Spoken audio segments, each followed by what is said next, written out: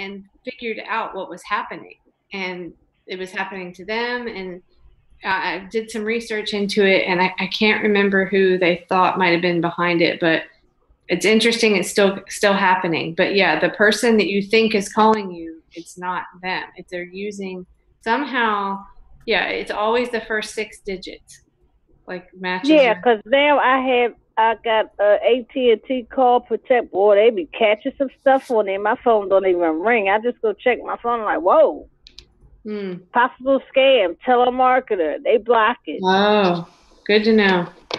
Cool. Yeah. I don't know. I have Verizon. It sucks. So.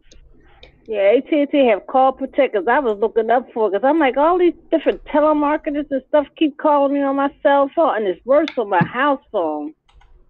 Yeah.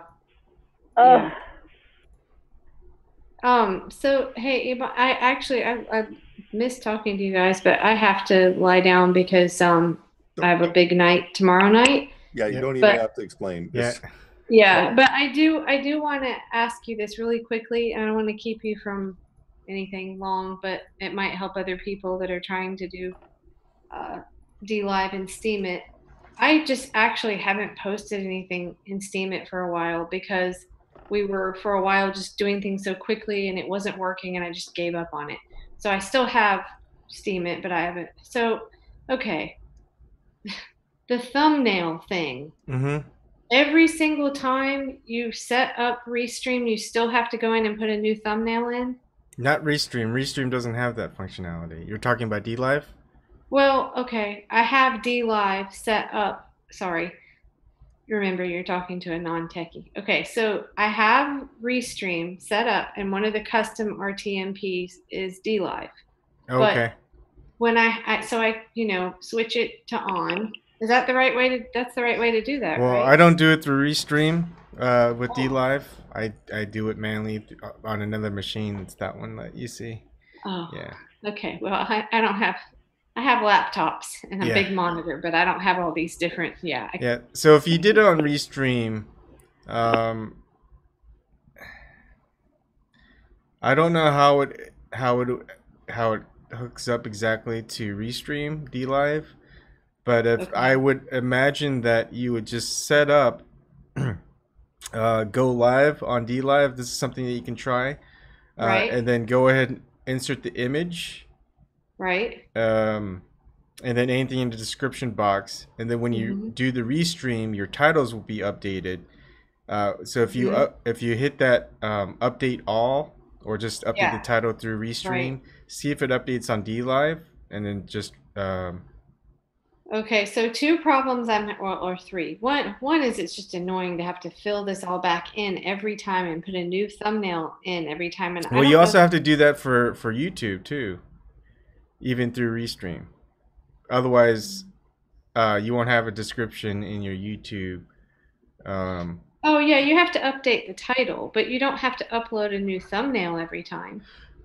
It depends. If you just want one thumbnail whenever an email goes out, or when you start. Right. If people are viewing YouTube, YouTube, won't even start if you don't put in a new. If you don't upload an image, it won't even. You can't even get past it. So you have to do it. On YouTube, it'll just use whatever you used before, which I've made the mistake with that before. But okay, so I monkeyed around with this for hours one night, and somehow I managed to get a couple of different things uploaded. But usually I get an error saying that it's too big, and it's just literally a screenshot, and it says it's too big and it won't upload it. Yeah, so just make it smaller. Just resize it to something like 8 by 600. I'll get my 13-year-old on that tomorrow. Okay. Sorry, this is not my thing. I mean, she uses iMovie, and I really suck at that stuff. So look, this is exactly why it's hard. Because look, when Suzie Dawson does it and Elizabeth Lee Voss, they're journalists. They don't have time to mess around with technology. And she's got a whole group of techies that are helping her out. Yeah. And people like you who are into more journalism and reporting, you know, you're not going to have the technical knowledge. And then for Well, me, it's you like, know, a couple months ago, I just got so pissed off at it that I sat here literally all night long for like 3 nights and hurt myself. But because I was just mad at that, like holding me back. And I was like, well, I'm going to figure it out because well, I'm here. sorry. That's part of my service. If you ever, I know. Thank you, Ebon. But see, you're using different stuff. So you don't have because I'm on Macs. It's not all the same. And I get stuck on one thing and then I don't know what to do. So, all right. So resize the picture. All right. Can you, yeah. So resize the picture, to upload it to DTube or DLive. Sorry. Yeah. And then, see, that just there for me is like so tedious and annoying, and I don't want to spend my time on it. Oh, yeah. You know, but I have to because I don't have anybody else to do it. So, yeah. But the problem, and you might not know the answer to this, and I don't know who does, is that when you, okay, so I get everything set and then I hit. Do you, so since you pay the service to restream.io, you might want to contact them and see about asking the question about DLive because they would know. Okay. Well, so the problem is you hit start streaming on OBS and YouTube and Periscope, and if you've got Facebook on an custom RTMP set up, it'll just start going, right? Yep. DLive won't because I have to go in and have it all. I don't know what to click. Do I have to? So on the DLive page, you have to upload the picture, you have to enter in all the information, put all the stream keys in, and then there's one button that says save and go live. Yeah, you have to always click on that one. I make the mistake too when I don't click on it and I start the OBS, it doesn't work.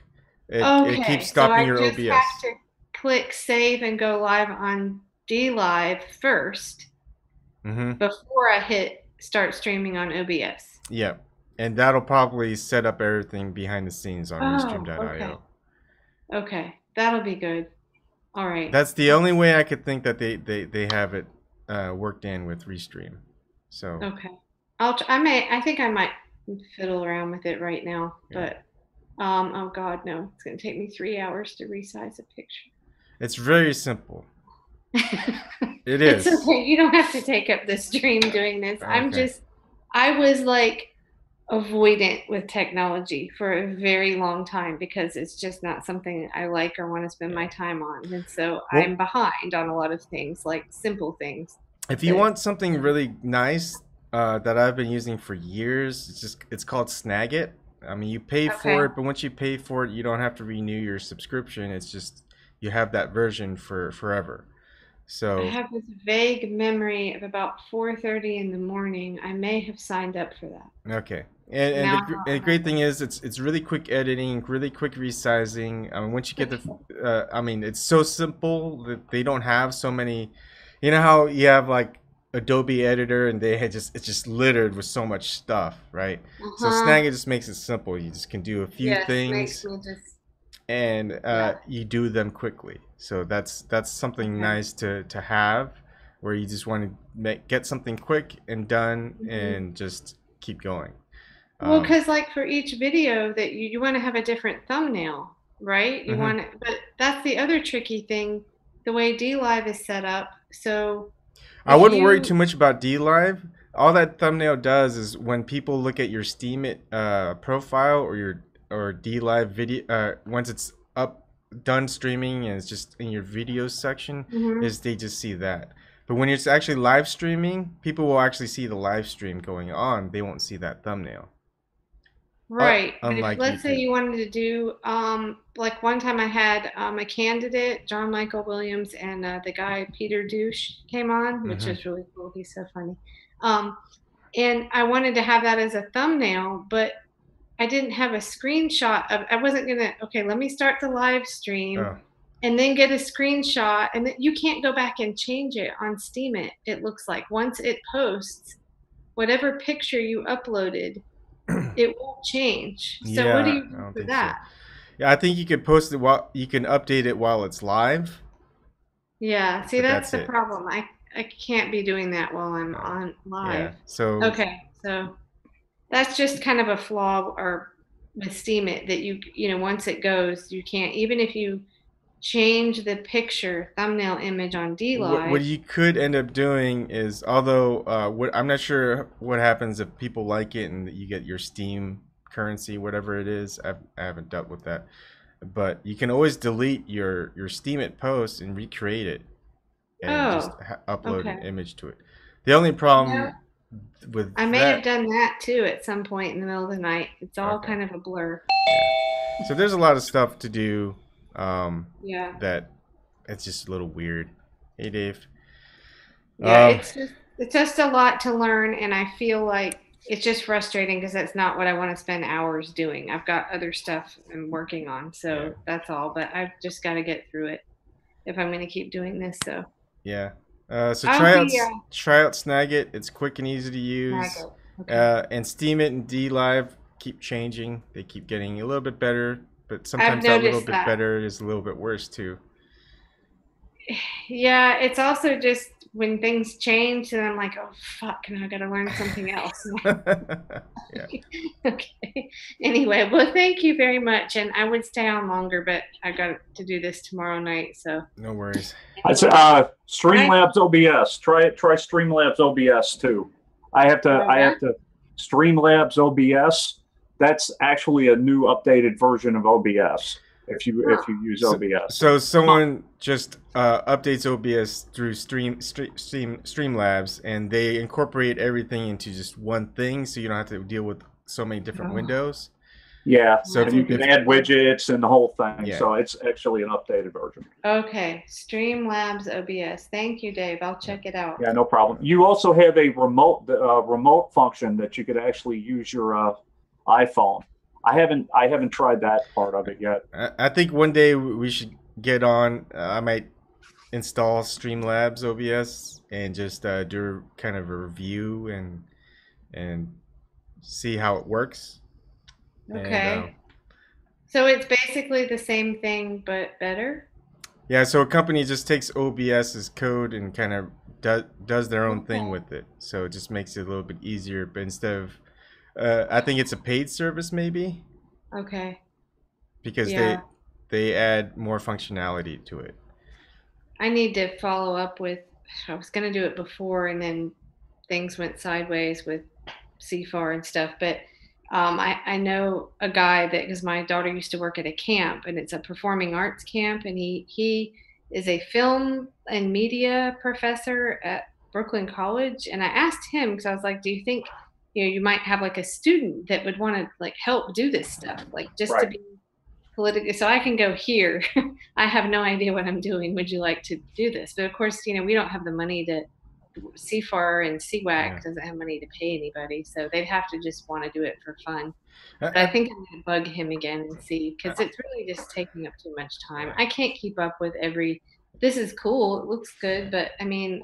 I think when I have some time and get some money going, I might buy a Mac finally, just so I could help people out with the Mac.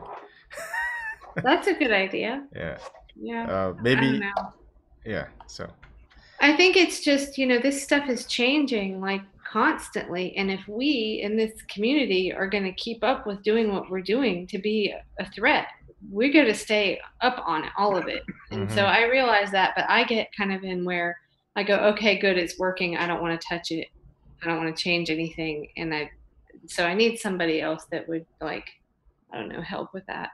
Yeah. What I did before in the past, but only for Windows, was just create a batch file that would just basically, I would package everything. As long as you open up and trust the source where you open up a batch file, run it, it'll automatically download to all your locations.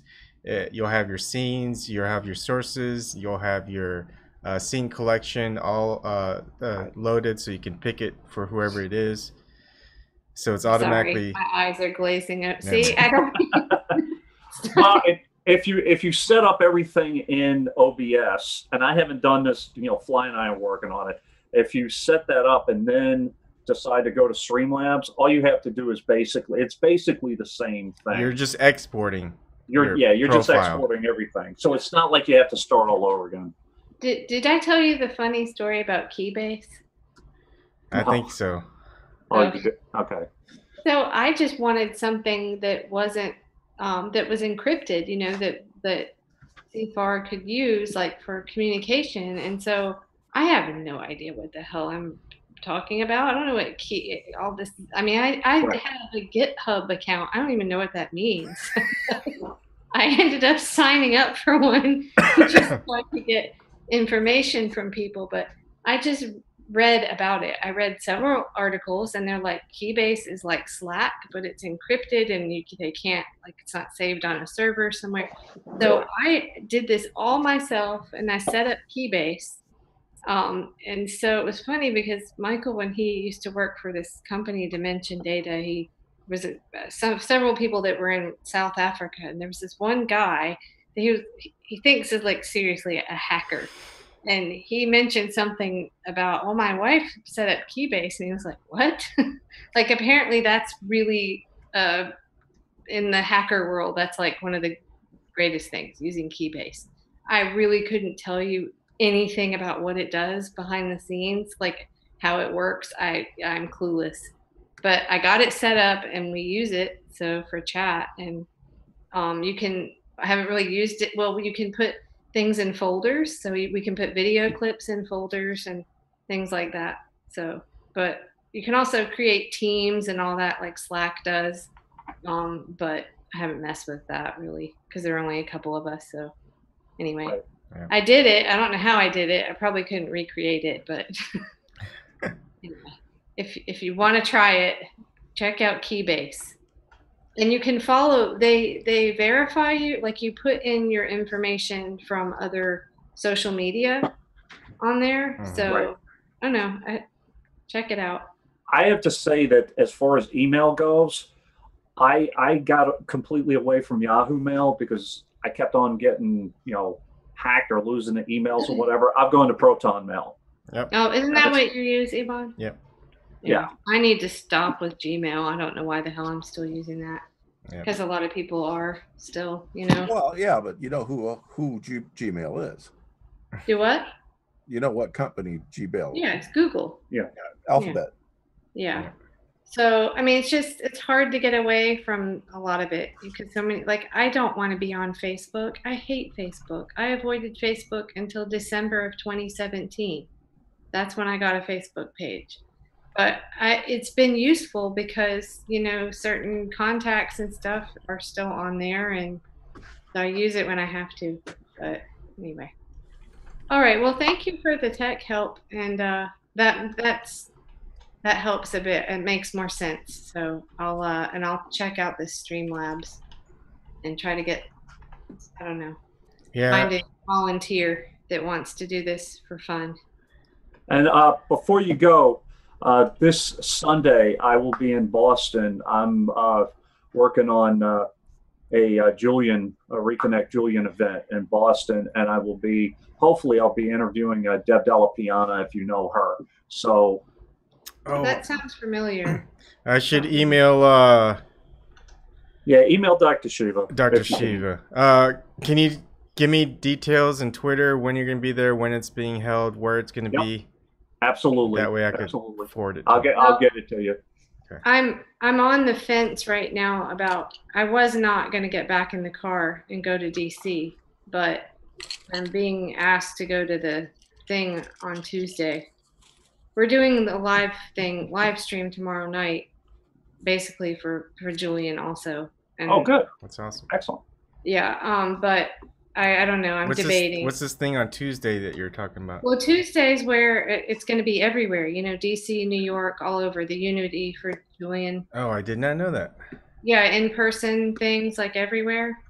Yeah, okay. Christian's going to be in New York. The thing is, ironically, I can't be in the one in New York because I'll be going back to work. Maybe I'll spearhead the one in Columbus, Nebraska. There you go. No, I did message Elizabeth Boss because I wanted to make sure. I didn't know if anything was going on Saturday night. I kept looking and didn't see anything. Yeah. And I think I had the dates wrong. I thought that the 16th was the vigils everywhere in person, but it's the 19th. So. I think what I might do, since I'll be here and around, and the thing is, if you're gonna live stream like on YouTube or or Facebook, sometimes they'll mess with the stream and you can't see anything very well, is I can set up a Zoom, and you guys can, if you guys want to pop on, you guys can show with your camera and it'll look better. You just share it through your camera, and then so we have it streamed live. If you want to, if you want to let me borrow your YouTube, I can just set it up on one computer with your stream key, so you're streaming it on your channel and not through mine. Are you talking about if I go in person? Yeah, if you guys go to the Tuesday ones, where because I'm not gonna go because there's no one else can be out there. Too so far. I really wasn't thinking about it because I just got back, and but it's really not that far to drive to DC for me. So, but if you get that way, you guys can just connect to the. I can have both the both Zooms going. So I'll have one on one, like Dave, if you're gonna stream, or Snork, you're gonna stream. I can put on one channel, or if Kelly, if you want to do on yours, you could do it on that one. So it's just streaming, and it just looks better. I find when I'm at these events, I have to be honest with you, because I'm not good with this stuff. It's really hard for me to be trying to stream when I'm there because I'm in the moment. I mean, it would be great to have a camera person. Well, all you would do is just join the Zoom and just your camera, and just you do is share your camera, and then everything is it shows everything. You don't have to set up your YouTube, your anything else. I'll just have that ready. Oh, okay. Well, I suppose I could do that on my cracked iPhone 6. yeah, and it's tough. I mean, because I noticed that when because I still have what I recorded on my GoPro when I wore my NRA hat in that March. Oh yeah. But if I saw those GoPro things. Yeah, but if you notice that during the live stream on YouTube, it was horrible. Even though my phone can do 4K or 1080p at 60 frames per second, right? The for YouTube just messes things up. Okay. And well, I'll let you know if I'm going to go. I don't know. We'll see. Okay. I would have to leave on Monday. Yeah. And I don't know. I'm thinking. Yeah, it's a tough to keep going on all these things. It wears you down. I'm all for it, but I've never been. I'm all for going to events, but I have never been one to. I don't want to volunteer to get arrested. Okay, like me and my for other reasons too. It's not a volunteer. Well, okay, so me with my spinal fluid leaks, I don't need to get arrested. Okay, I don't need to be like stuck in a jail somewhere. Like it's just no. I pretty much avoid those kinds of situations. Like when we were in Philly DNC week, I was there. Remember the big fence, the gate where they kept we were back there for a while, but as it got more crowded, and I left because I don't want to get caught up in the mob and possibly be pepper sprayed or anything like that. So I don't really know what to expect out of this on Tuesday. Whether it's I'm sure there are going to be a lot of police there, and who knows? I don't know what to expect. I'm kind of the same way. I don't want to, I'm not really a big protest guy, but I want to see, I want to see it, and I want to film what I can. But working in the government, working as a federal employee, I have to be extremely careful. If it gets dicey, I'm going to have to go. Yeah. Because I can't lose my job over it. So. Well, I don't know. It would be cool to kind of maybe connect with some more people that will be present there. That's always good. But I don't know. I think I thought for about 10 minutes I was like, Now I'm terrified of flying, right? I have never flown overseas because I hate flying. So, I mean, I've never been. I've been to Canada, but I won't get on a plane. But I thought, wow, like, shit, I could just do that. Like, just go to the one in London. Because that's how much I care about this issue. But I decided against it because I would just chicken out anyway at the last minute. It's a long flight. Yeah, if I start seeing, iPhones being thrown to the ground and people, I'm going to kind of, pull a Snagglepuss and exit stage left. I mean, I can't do that. But I know that Deb Della Piana, who is a YouTuber, she's going to be there, and I've been in contact with her. She just DM'd me, asked me if I was coming. I said I'm definitely coming. And Paula, who is actually part of the Unity for J team on Discord, she said, "Hey, oh wow, you're coming." Yeah, I said, "Yeah." So I'll be there mostly to cover the event. I'm not going to actively, I'm not having a sandwich board or, carrying a banner or anything.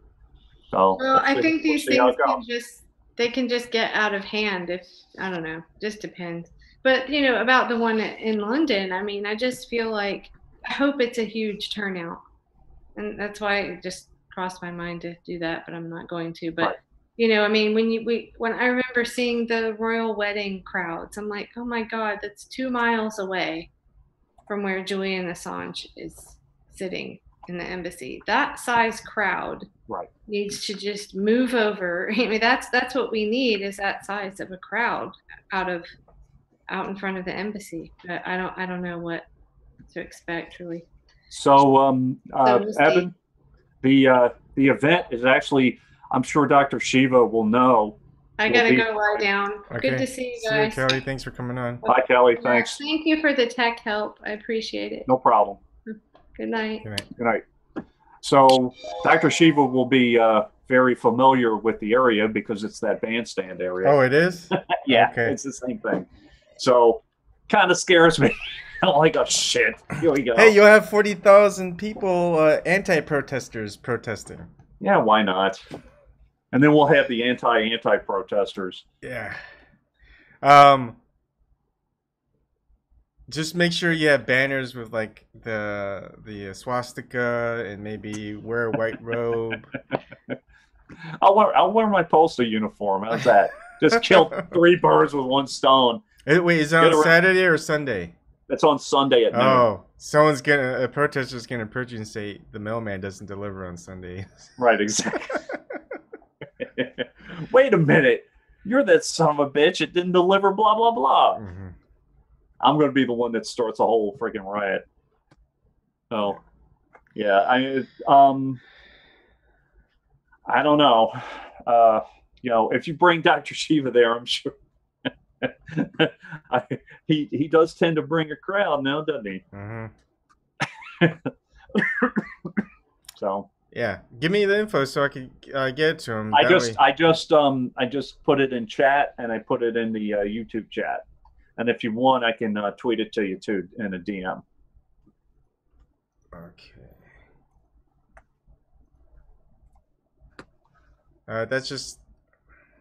That's all I got. Okay. That it's at the bandstand on Boston Common Sunday, June 17 at noon. I don't know where Deb and all these guys are meeting. I'm going to have to, if I get that kind of information, I'll get it to you. Okay. So. Yeah, I think, I'll just mention it, see if he's interested, and then get me the information of when and yeah, you guys are going to be at that spot. It's that same spot, are you sure? It says Boston Common and the grandstand. I imagine it's that exact same gazebo.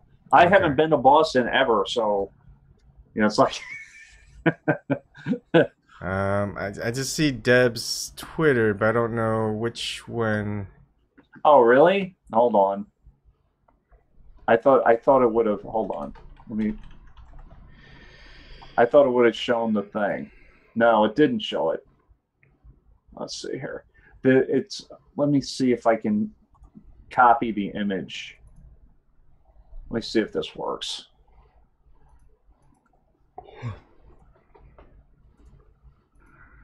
No? Crud. All right. Let me see if I can tweet it to you then. Okay.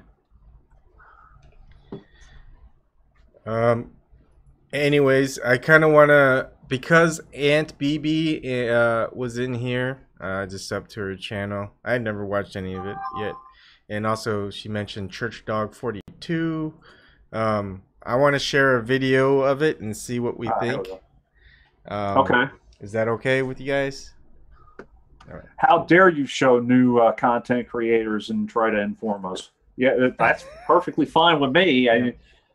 And that's what I like to do for some reason. Of all the things I can do, I just like finding other people. Oh, I love doing that. Yeah. And I love finding new people, and you know, that's how Zoxavox gave me Deb Della Piana, and you know, with you and the Progressive Avenger or whoever. No, Political Avenger. I'm sorry. Sorry. Don't kill me. Friggin', I'm sure she wouldn't like being called that. But where'd you find this person? She was in a chat, and I might have seen her around before. I recognized the name, but I never knew she had a channel and was uploading stuff. So here we go. Let's see. Share screen. YouTube. Alright, which one do we want to see? The Zoo on Political Holly Seeligers, Reality Check, Sticky Bun 666 Cult, Sticks, Shits and Head 666, Pandering Trump Show, BC Green Convention Troll, Queen Hangover. You guys have a preference? Oh, I want to see the Green Convention Troll, of course. But I am pretty partial to sticky buns, but you would be. Hey, Stevie. Snork, do you have a preference? No preference. As long as this is actually her content, it's not her. Okay. All right, we'll go with sticky buns. I like sticky buns. Hey everybody, this is Ann Baby. It's Tuesday, June. Hey everybody, this is Ann Baby. It's Tuesday, June 12th. I just want to do a quick follow-up video to my video from the other day about Sticks, Hacks, and Hammer 666, or as I called him in the video, Sticks, Shits, and Head 666, or the title of the video, I called him that. And for short, I call him just Sticky Buns. Anyway, it got a lot of reaction. There's a lot of people who really like Sticks. He has sort of a cult of personality, and so people didn't like me criticizing him. And there was one person who thought I was being very petty and personal by mocking Sticky Buns' name, and they just didn't understand the whole history behind that. Sticky's really attached to his brand, and so he gets really offended if you don't get his name right. I mean, he's obsessed with that. He's not obsessed with being complicit in any kind of fraud, but he has a problem with somebody not getting his name right. And this goes back to when Scott Creighton, American Everyman, Church Dog 42 was looking into the maker support fraud. So I'll just play this little clip that sort of explains this whole controversy about his name. The Korean War is going to end largely because of the great Donald Trump. At least he was wearing a fucking shirt. So, I decided he did actually reply to some degree to that. He didn't reply to where was your stance on maker support? Why have you been keeping silent on maker support all this time? When in fact, 19 days ago, you made it mention on maker support that you couldn't get on your thing, that you couldn't get paid, your maker support page, that you couldn't get paid out. So you knew there was an issue. And of course, a lot of people were talking about it while you kept silent. So he didn't decide to comment about that. And he didn't decide to comment about his bullshit fucking blowback theory, which is the neocon CNN theory as to where ISIS came from. And we all know where ISIS came from. We all know where Al-Qaeda came from. We all know where the Mujahideen came from. We all know where the Contras came from. So, that all being said, he didn't choose if I can talk about that. No, he apparently got mad because I'm not pronouncing his brand name correctly. So, I've been thinking about it and working on it, and I've read your name, and so Sticky Hummer 6-pack. I got your name right now, so you got no complaints.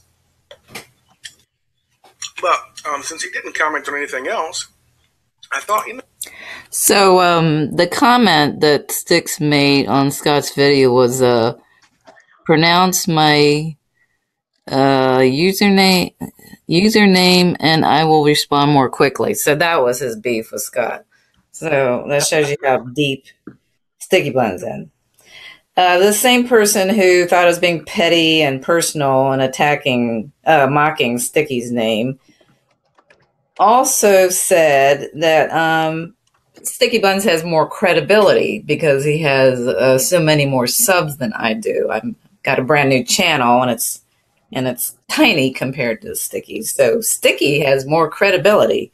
Well, that makes no sense, because if that were true, then the mainstream media would have more credibility than most of the alternative media. So that's bullshit. Somebody commented on, I think, one of Scott's videos where he mentioned Sticky Buns, and I have a screenshot of the comments section, and I was had a little exchange with this person. So, yeah, this fellow, John Kale, he said that Sticky has a degree, possibly a graduate degree in political science. He knows what he's doing.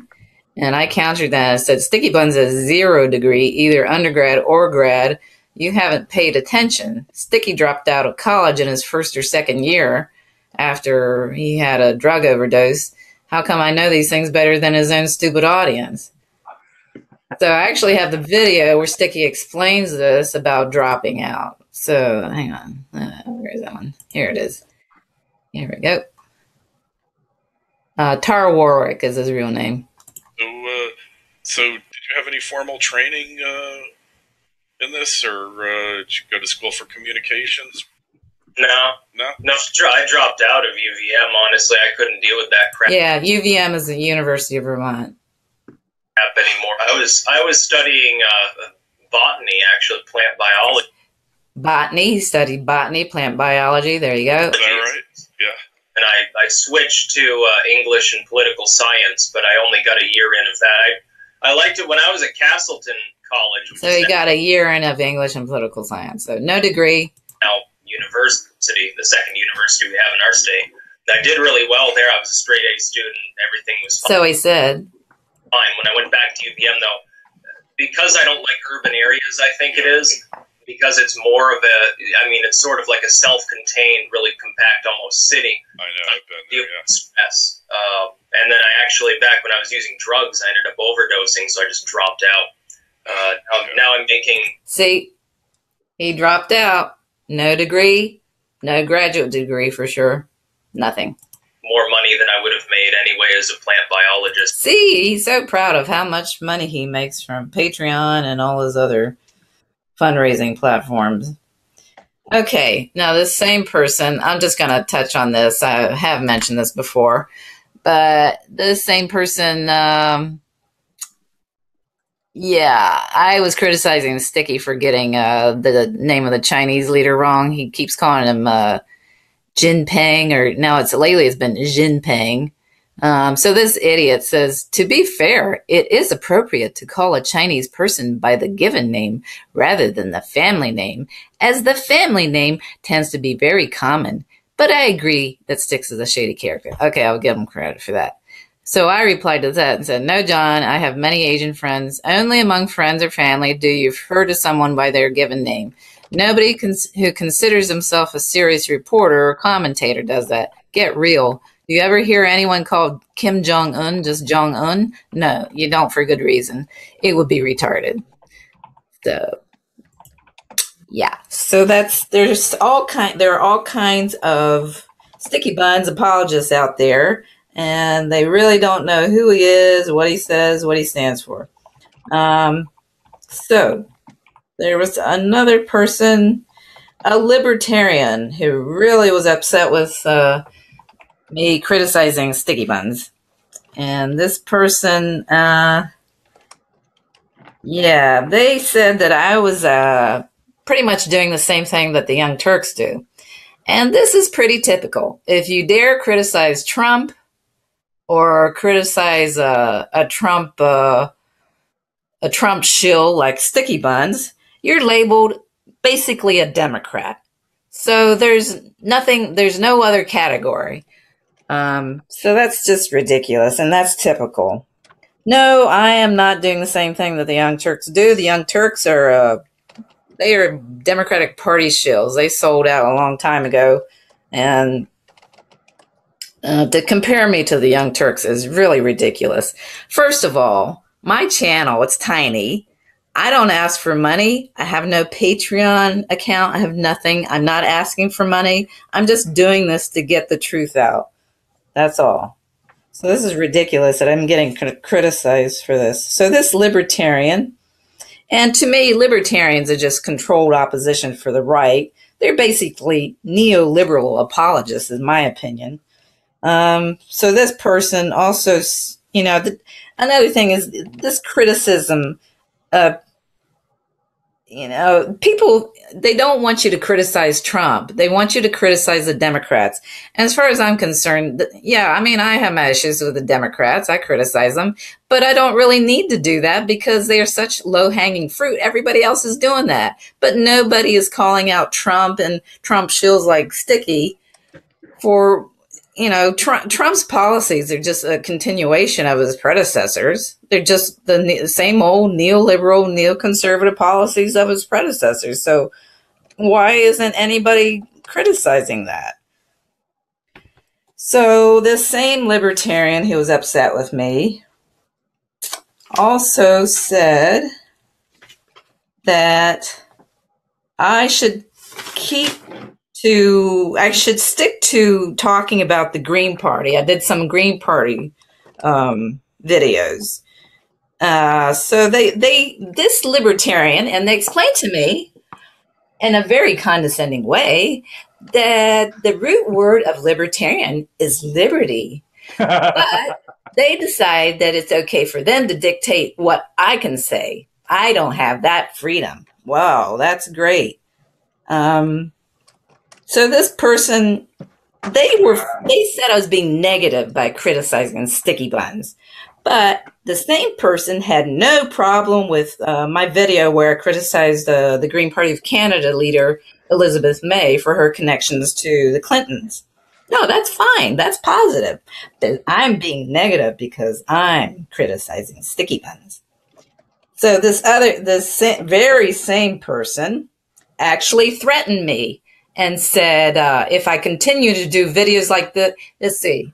No, they told me that I should stick to videos about the Green Party, and this is a quote, or else. So that's a threat. So I let them have it. So this is getting ridiculous. I'm really sick and tired of this.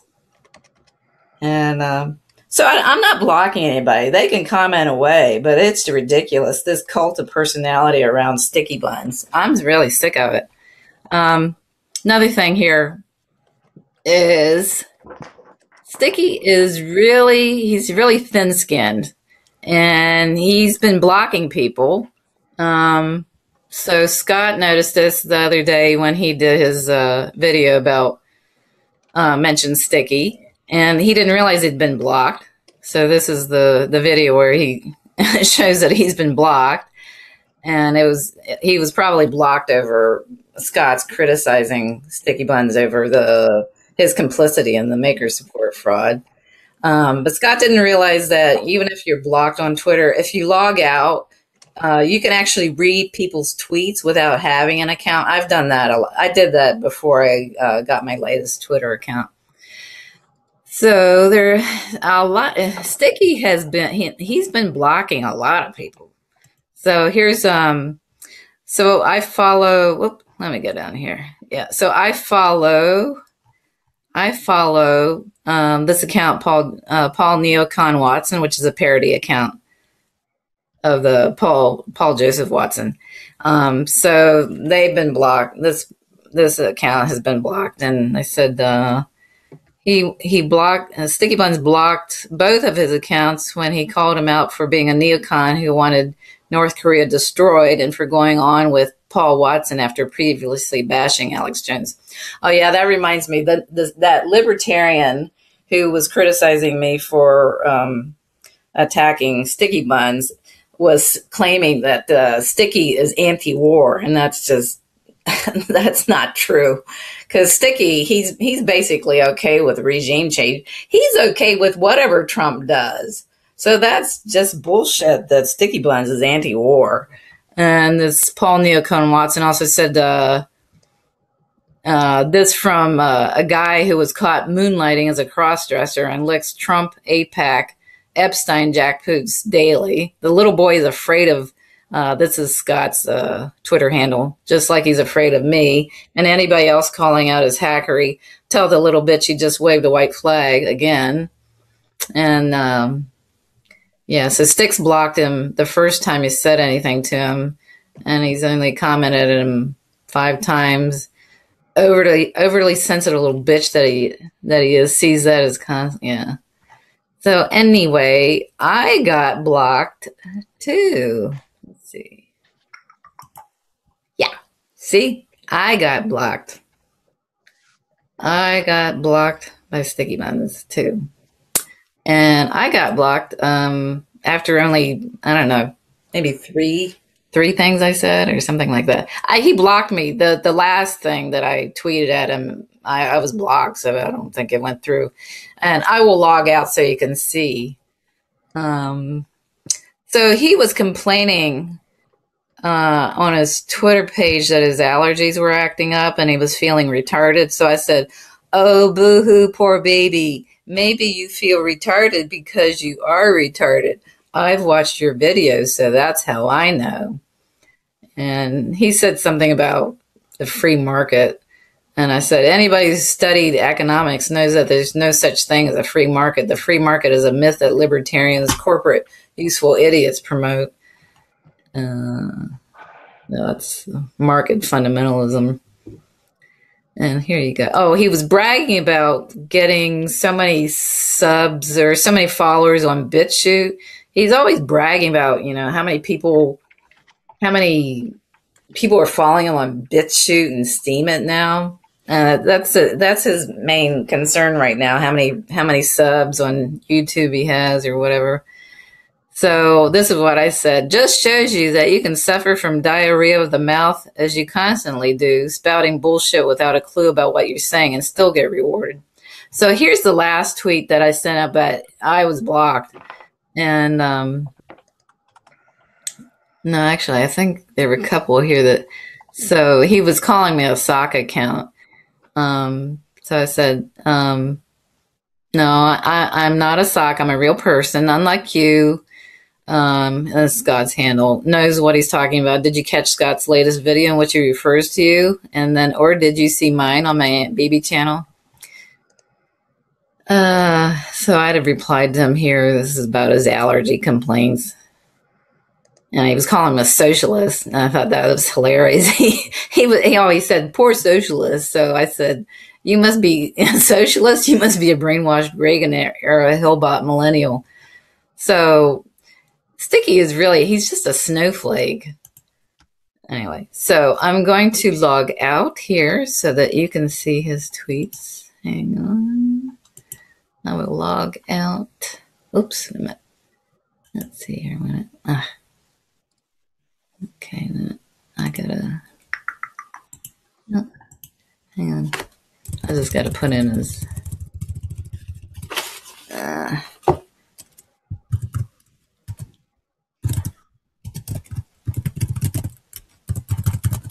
I think that's it, and I'll find it. Hang on. Oh, that didn't work. Hang on. I know how to do this now. Hang on. No, I'll get there. I'll go to Holly's. Holly's another one's blocked me, but I'll talk about that another time. Let's do the search. Sticks. There he is. It sticks.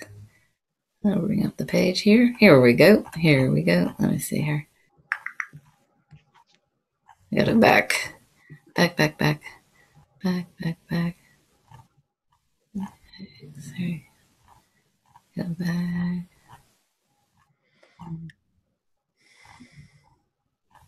So So this is yesterday. I got to go back to. Hang on. Okay, we're getting into. Let's see. Sorry, it takes a lot of time. Yeah. Oh yeah, here's the allergy. This is the first one. Okay. So he said yeah, here we go. I'll bring it up. My allergies are kicking my ass today. Lymph area on my neck is all sore and I just feel fatigued and retarded. So this is where, yeah, okay. I think they might all be here. Yeah, anyway, I'll just show you a little bit here. Yeah, so this one did show up. Okay. Yeah, so here he called me, hello sock account of Creighton's friend. Yeah. And there's yeah, that's the last one, I think, that I sent him. Let's see if the others are here. They might be on another thread. I think they're on another thread. Hang on. Yeah. Okay, here's the one about, it isn't a free, okay. Yeah, this idiotic thing about free markets. Let's see. Where is it? Oh, yeah. Yeah, so there's my tweet to that one. And then, let's see. Was that it? I'm not sure where the other one. Anyway, he's talking more bullshit about Venezuela. Anyway, that's, so, you know, you can, if you're blocked, this is what's ridiculous. If you're blocked on Twitter, you can still read people's tweets. I mean, that's just, to me, that's just like unfriending someone on Facebook. It's just really childish. And this guy is just a snowflake. He can't handle, like, I'm a nobody. I have a tiny account on Twitter, and he can't handle criticism from anybody. It's just, you know, it's just retarded. So anyway, so I just wanted to clear up some things about Styx. I mean, there's so many misperceptions about him, and you know, his apologists and defenders, they say all kinds of bullshit that's not true about him. So it's ridiculous. And I'm gonna continue to criticize him, but I will have to move on. I'm gonna go on to target some other people on the left who are jumped on the Trump train. But that's all for now about Sticky Buns. So I hope you enjoyed this. Thanks for your patience. Talk to you again soon. Bye.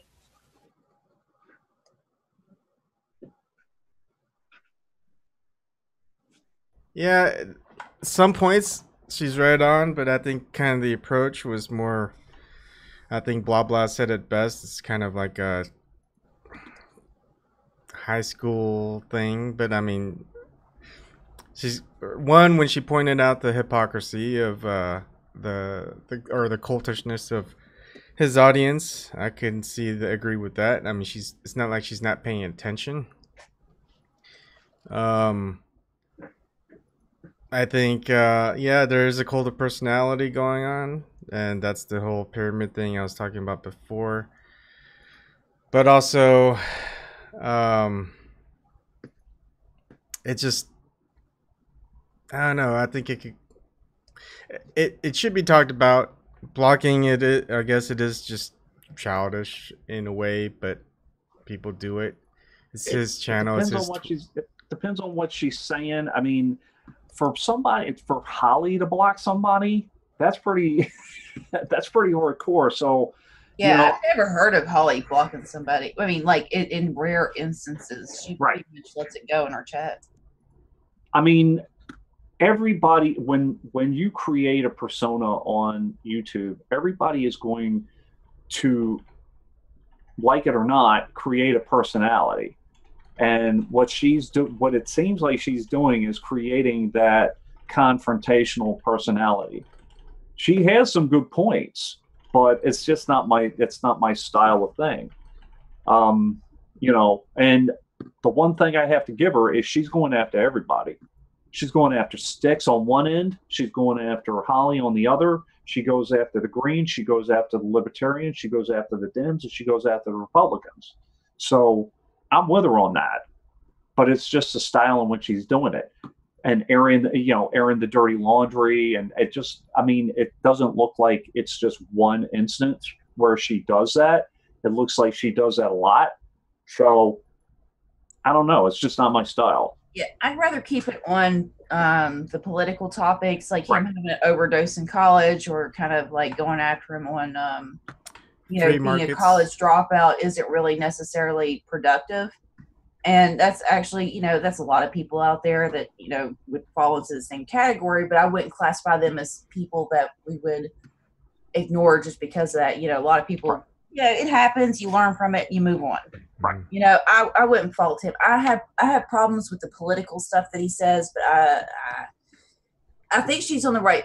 That's what I said. I agree with her on most of the stuff on there, because I try to watch the guy, but it's just like, it's very pro-Trump. Like there's a definite narrative to what he says, and there's some of the stuff that I agree with, like in the Fed was saying, but there's the rest of it that's like, it's very cult personality type stuff. Not only that, it's very predictable. You know what the guy's going to say.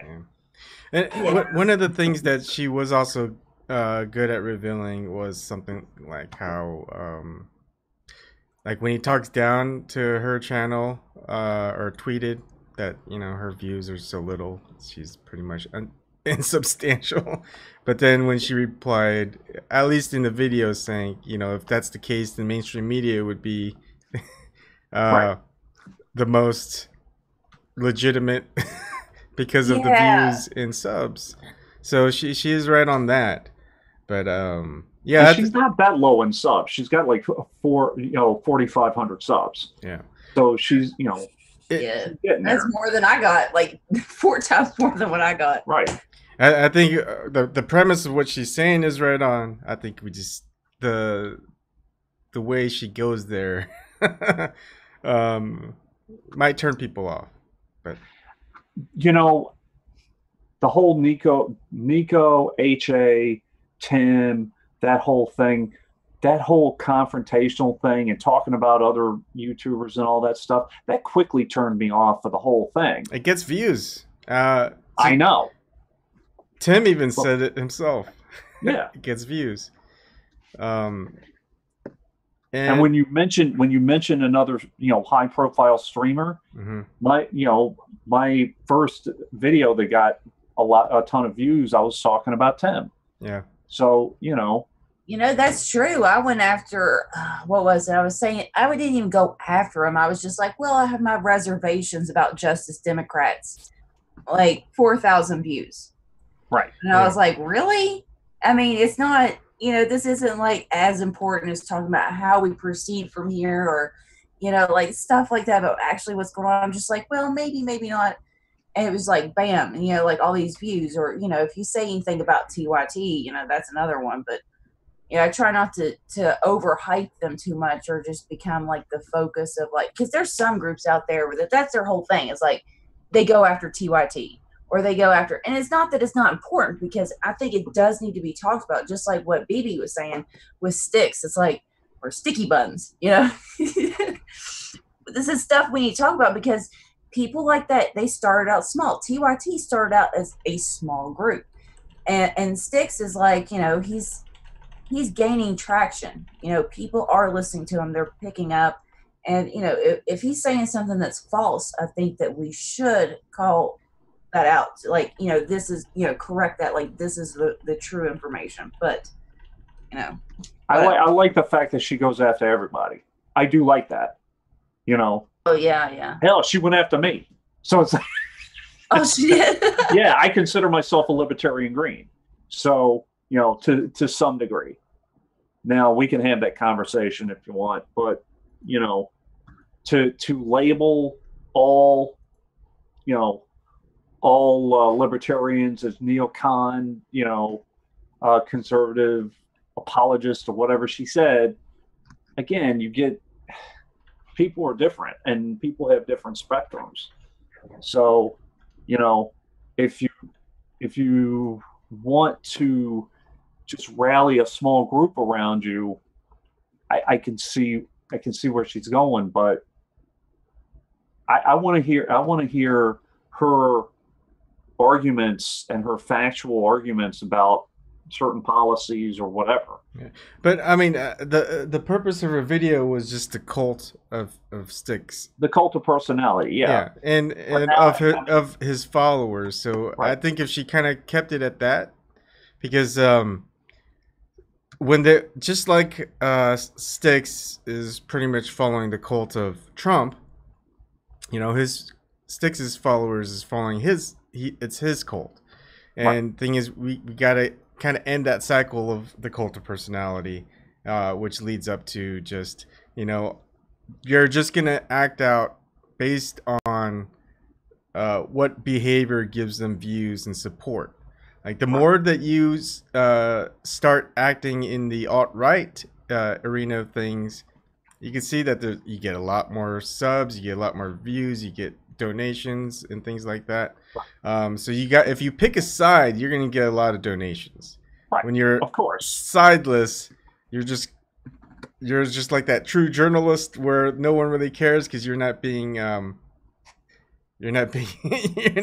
see how many subs I got. Yeah, you're not being opinionated. Right.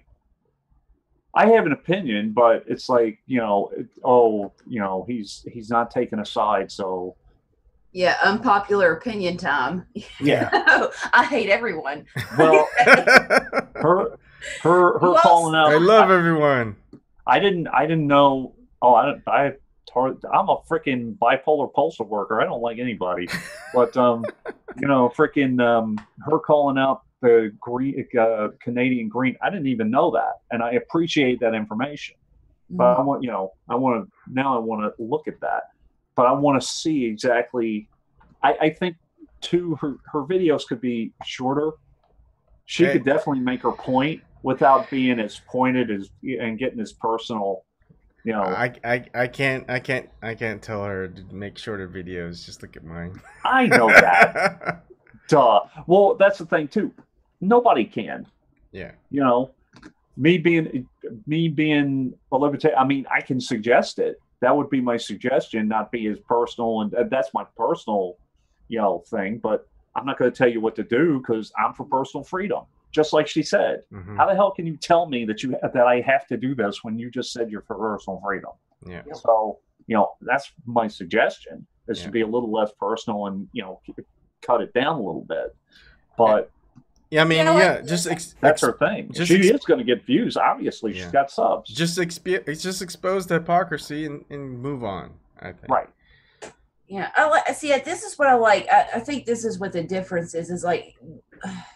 I like the constructive criticism. I like the, you know, like if you respect somebody and you see and you like what they're doing, but you also see like some trouble, you know, I'd want somebody to do that for me. Like, hey, you know, like I respect your videos, but at the same time, I see some trouble. Like, you know, I want to be caught on that shit, you know? Yeah. I don't want to go around, you know, saying stupid stuff. So, you know. Yeah, like you guys were talking about how you guys make videos of like Tim or someone else and you get a lot more views. Like one of my biggest videos that I did was just kind of criticizing Amazing Atheist criticism of another like SJW video about Asians in Hollywood, etc. And you know, I agree with the most part, and I said that at the very beginning, except what he fails to recognize is that there is a problem. Just that video that was criticizing it didn't really point out the problems in a light where it shows that there's a problem. It's just horrible SJW problem. Just because that there's a problem means that it has to be totally opposite and be the solution, not the problem. But then so I got a lot of flack, and I think I got the most dumbed down on it, but I was happy about it because I just make more videos making fun of the cult following that he has, the Amazing Atheist. And it's like, okay, well, that pretty much turns me off from listening to this person. Yeah, he may have some good points, but he's also missing some points, so he's not exactly someone that I would follow that kind of thinks through everything and finds things that someone might have missed. And it's like, if I am that person, well, then why am I watching that person's video? I'm not gaining anything out of it. It's just more validation feedback type of thing. Well, the constructive criticism I have for myself and for Stevie is we both tend to have more informational vids from what I've seen. I think that it would be better for us to tape, because I heard, and no offense to Stevie, but I heard about 17 in a 3-minute span. And when there's a double-edged sword to it. You want things to be real, but you also want the information to come out in a constant flow. And my wife is listening in the other room, and she's like, Dave, you said to be honest about 4 times, and you said, let me be honest with you, and you said, like 50,000 times in that video. It's something to practice. You don't see yourself doing it very often when you're actually just having a conversation like this. You have to replay back your videos. I know there's a couple of people, like Ben G does a lot of mannerisms like that, and also Truth, he's getting a little bit better, but he also has some mannerisms. We all have them. It's just lessen them. When I started, I got away from this. Yeah, I looked like a cokehead in the beginning. I was just doing that all the time. I did a video on this. I'm not sure if you guys watched it a long time ago, but I was always constantly just covering my face, touching my face, saying and and I say and I fiddle with my hair. Yeah, that's my thing. I'll fix my hair constantly. It's like or I push my glasses up. That's my nervous tick. This is mine. This is my tell right here. So, hey Ron. Hey Ron. I think I talk too slow. Oh no, you talk fine. No. You need to, because you drop so much information in such a short amount of time, and it takes smart you are, because it takes a lot of us a lot longer to break down the information that you're actually putting out there. So when you talk slow, that's good. That's good for me, at least. The only mannerisms I hear from you, Snork, is you say a lot of yeah, and yeah. You have like a Neil deGrasse Tyson way of speaking. You know how he talks a little bit slower, but he has like those pauses in between for you to kind of soak it in. For me, the pauses. That's the for me. That's what I get to soak it in. For me, the pauses are so bad that I'm sure that William Shatner is imitating an Iowan. Y'all need to look up pictures of William Shatner and compare them to Snort, because I swear to God, he's exactly like him. I want to see a younger picture of you, Snort, because I want to see how I swear you could probably pass for him younger. I swear. Probably not, but I've heard that from others. And actually, he does play Kirk is supposed to be from Iowa. Wow. They actually mentioned that too. They mentioned that in a couple of episodes, actually. The start of the first new reboot movies, takes place in Iowa. Right. Yeah. Doesn't look like Iowa. I think that another one of my personal tics and one of my personal issues with communicating in general is I have what I would say pronoun dyslexia. But I would just say, yeah, and then he went there, and people like, who the hell is he? When I mention 4 different names, and then I just say he, people have to pull me back and say, okay, which he are we talking about? Yeah. So it's just a matter of looking at how you present information. Yeah, and what I notice is when you're actually doing some type of informational, where you're reporting or commentating, when you're actually talking faster, a lot more people stay tuned into it, rather than if you're going slow, like Snork. For Snork, when he's talking, that's more educational. I think it's more beneficial when you're trying to educate, train, and whatnot, to use a slower voice so people can just listen in. And like Stevie was saying, you're processing while you're listening, and you don't have to just absorb it really fast and just you hear it and you move on to the next topic, the next commentating, that you're thinking what he's talking about and you're envisioning it. And you don't need to do that when you're just listening to news and feedback and commentary. But with commentary, when I listen to certain commentators and they're talking slow, sometimes I lose focus about what they're talking about, especially if they segue. And that's also my big problem that I realized. I segue way too much. But that's something just each of us, we know what we need to work on. It's just tough. That was one of the things I was really like self-conscious about because, you know, being from West Virginia, we have, if you listen to the other, you know, people around, they talk real slow. You know, we're going to talk about this today. You know, like that's how they get into it. And it's just like, you know, and I recognize, you know, talking to people from like New York and California, they talk so much faster and they get bored. They get bored real easy listening to the Southern folks because, you know, we just draw it out real nice. And it's like, we're not used to having to talk to people like that. You know, we're used to taking our time. Yeah. When I try to present information and try to get in a certain amount of information I think that for a video like this, 8 to 10 minutes is almost perfect. If you can get like an 8 to 12, but anything more than that, people start to drift off and you tend to go off topic. So when you try to get information in and you're talking fast, I'm one of the faster talkers on here, I think. I tend to make mistakes and have to go back and either put it in my video, hey, I made a mistake here, I misspoke, whatever, or I say 1,000 times. So to be honest, exactly. In my honest opinion, what, you're lying to me the rest of the time? Yeah. I really don't know what you mean. He's a sloth from Zootopia. Yeah. And like, you know, at 2 o'clock in the morning, Ryan, you do tend to slow it up a little bit. Yeah. Hey, Dave. Yeah, sure. Is USPS getting ready to go on strike in August? The Postal Service cannot strike.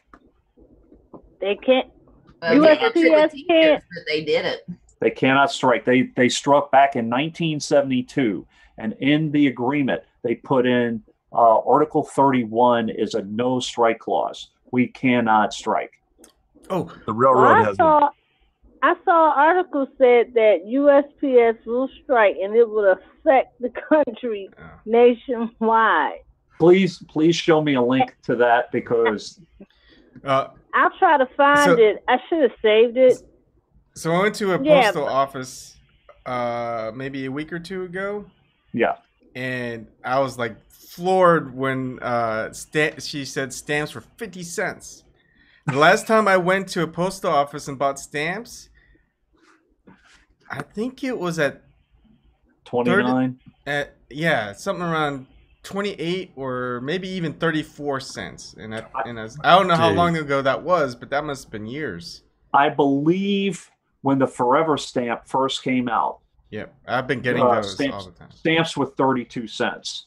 And the point of the Forever stamp is buy a ton of them now and they'll be good forever. Yeah. So when the rates go up, you'll have it. I mean, that's what I did. I bought like so many Forever stamps and I ran out and then I just went to go buy some more. It's like 50 cents a stamp. What's they should have 50 cents on there. Is that one that doesn't have like the number on it? Because I've got a bunch of those and I just don't know. I'm like, I don't know what these are worth or how much, you know, like I just put a couple of them on there, you know. They are good for one. If you are sending a letter and just a regular letter, you could put one stamp on there. Yeah. The Forever stamps are good. But if you're putting in like a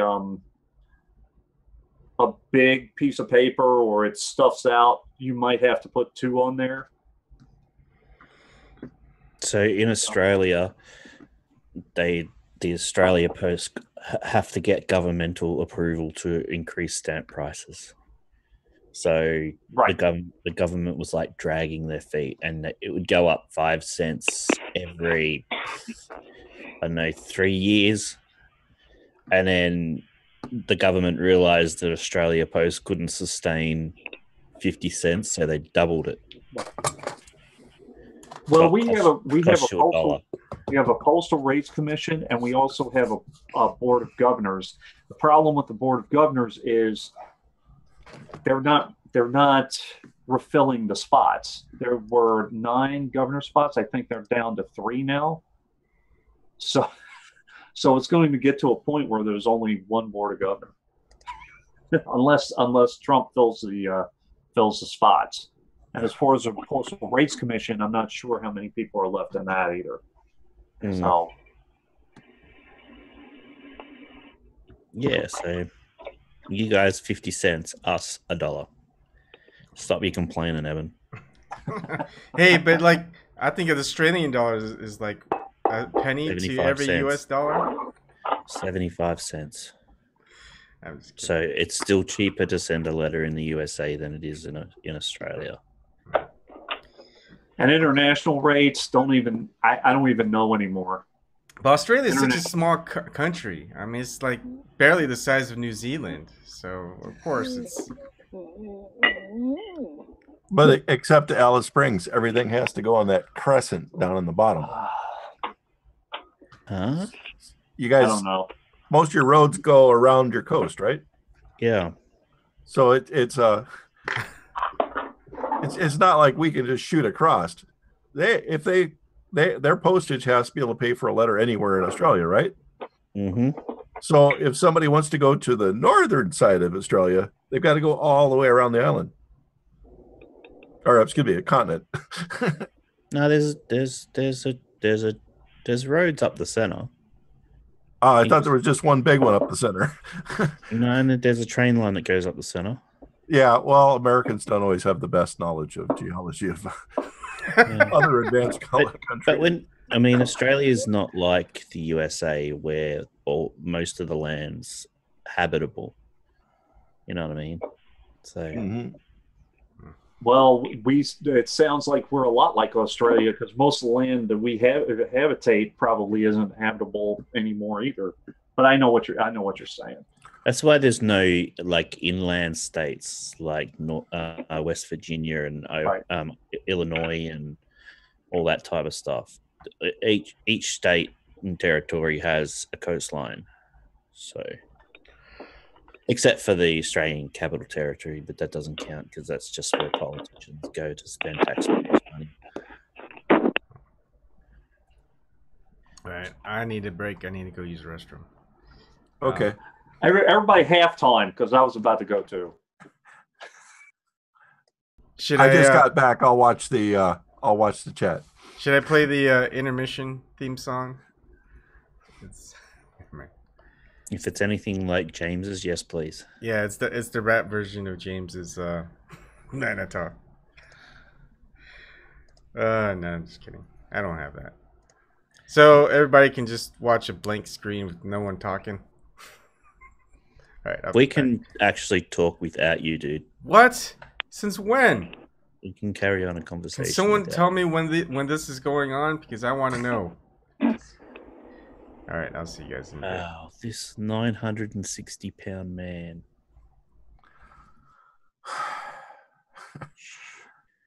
Yeah, holy crap.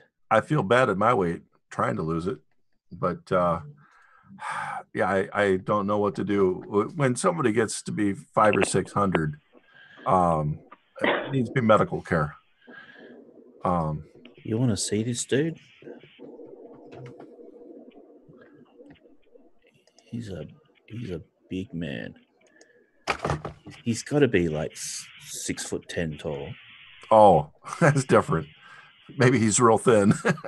No, he's not real thin. He's 960 pounds. Yeah, but he's huge. Hang on, let me.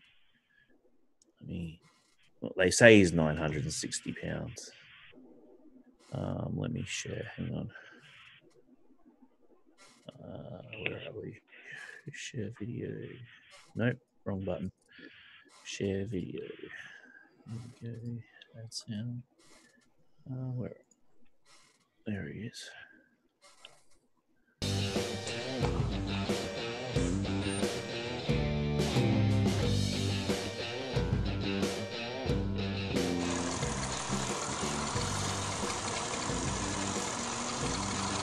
Yeah, I saw him before. Well, even at 960 pounds, he's still able to walk by himself. Yeah.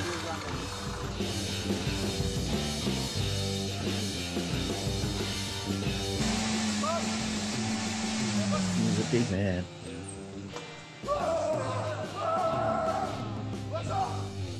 Wow, that's huge. Jesus Lord, he's 960 pounds. How's this dude move? I just don't get it. And he's like not. He probably moves better than I do. Shit, like wasn't he popular on that island and did that song that man James be doing? No, that's different. That guy's that's Hawaiian. somebody different. Okay. Yeah, that dude's Hawaiian. This dude's Pakistani. Oh, okay. Yeah. I mean, like you always see like on TV and stuff, like these people like, and they're just like a couple 100 pounds. And then like you see like they can't move. They can't, I mean, this dude must be like solid muscle. If he's able to be 960 pounds and still be able to do stuff like that, that's crazy. Even being 960 pounds of muscle would still be. Yeah. Imagine these joints and shit. It's like scientific. Like I am scientifically interested in this dude. Like, how does this happen? Yeah, because I watched this show called 600 Pounds of My Life. I mean, oh my God. And they just can't stop going to like fast food joints and stuff. They follow them around.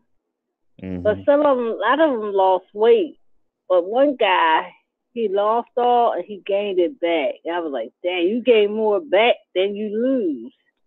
That's such a big problem. You know, like I've lost weight, I've gotten big, and then I've lost weight, and then I put it all back on it. And this is like my third time doing it.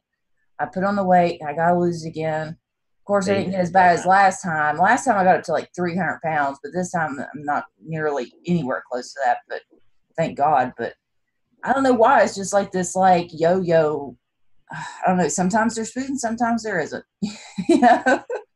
Don't feel bad. I reached 150 at one time, and I saw an old person I grew up with. They said, "Sure, what? You pregnant?" And I'm like, "Oh God, oh, this is not good.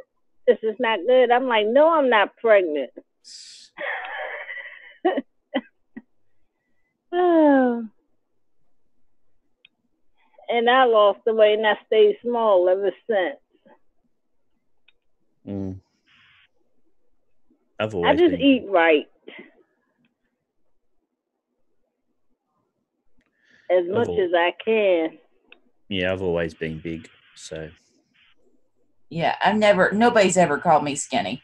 I've never been accused of that. No. And that's all right, man. Like, you know, there's healthy and then there's skinny. And there's been times I've been healthy and then there's times like now we're not so much. Well, in some families, overweight runs in their families. Because like my husband, on his father's side, a lot of them were overweight when they got older.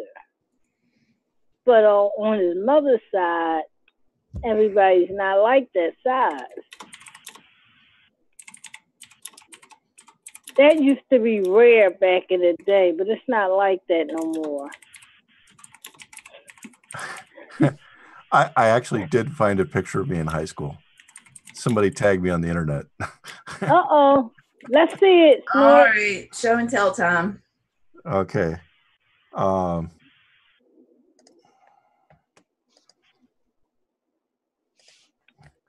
the second from the left.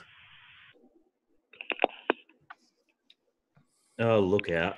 Look at you. Look at that hair. You second from the left? I think I saw him in All the President's Men. Yeah. Yeah, that's what I was like in high school. Look at you, Snort. Looks Oh like my God. Oh, You weren't getting up. You had to be getting the ladies then. Not really. Really? Really? No, What was wrong with them in high school? huh? What was wrong with them in high school? I was one of the only non-Christians in high school. Oh. In a very religious town. That'll do it. To only have sex with young Christian girls, you got to be Christian.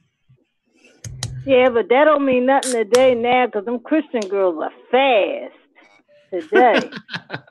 They're very fast.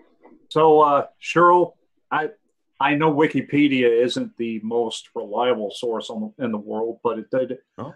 It was the quickest to show the postal strike of 1970. I thought it was 1972, but it was 1970, and goes a little bit into it. Basically, the agreement after an 8-day postal strike was that we couldn't strike again. It's actually in our contract. The railroad can't either.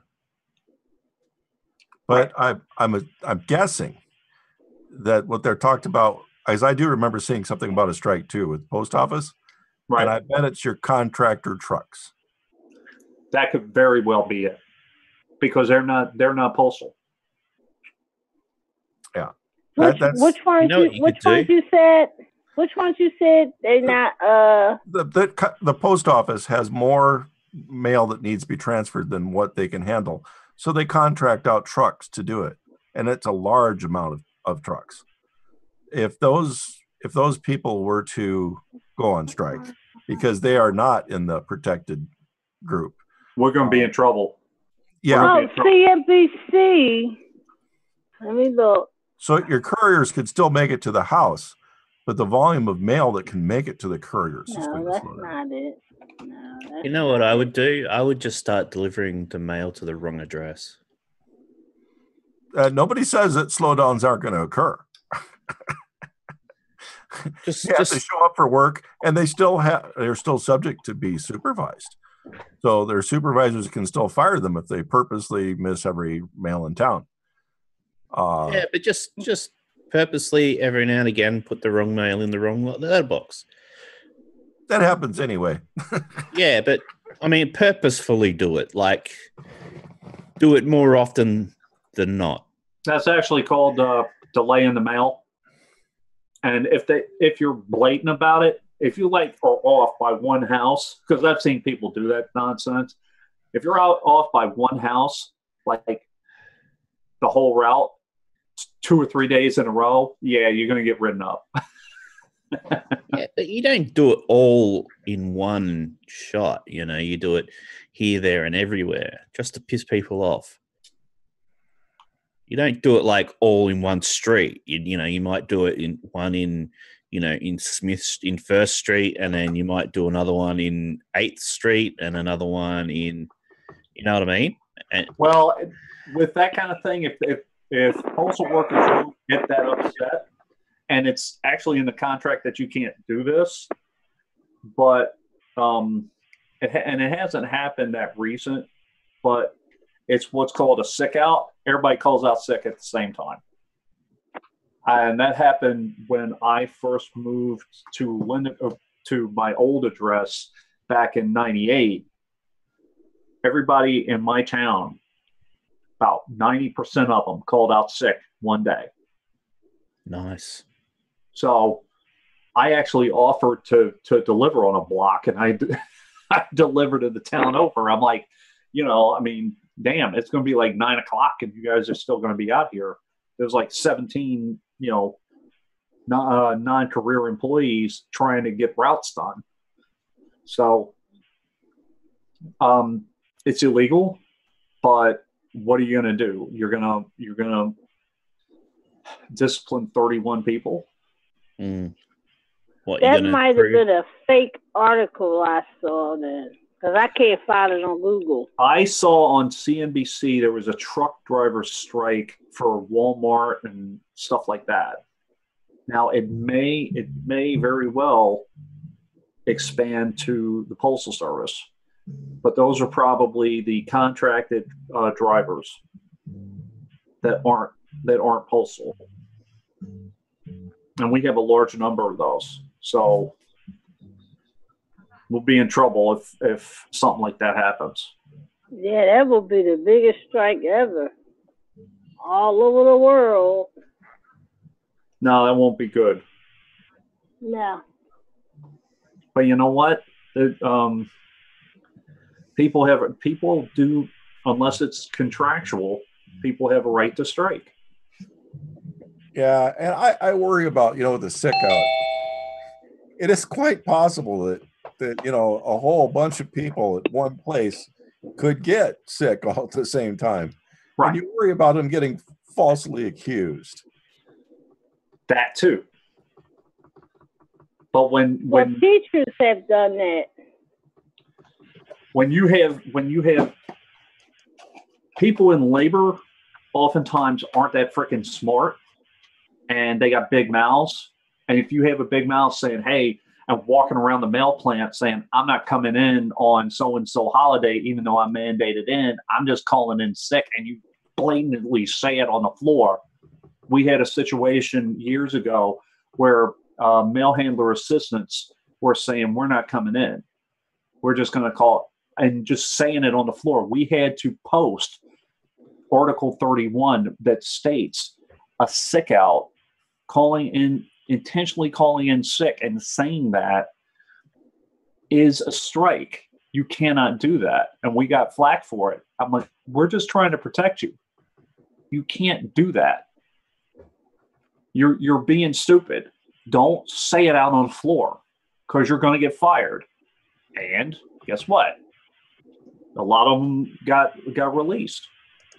And you can't do that. Sick time is for when you don't feel well. We've had a couple of gas leaks in our plant and had a couple of people have to go to the hospital for eye irritation or whatever.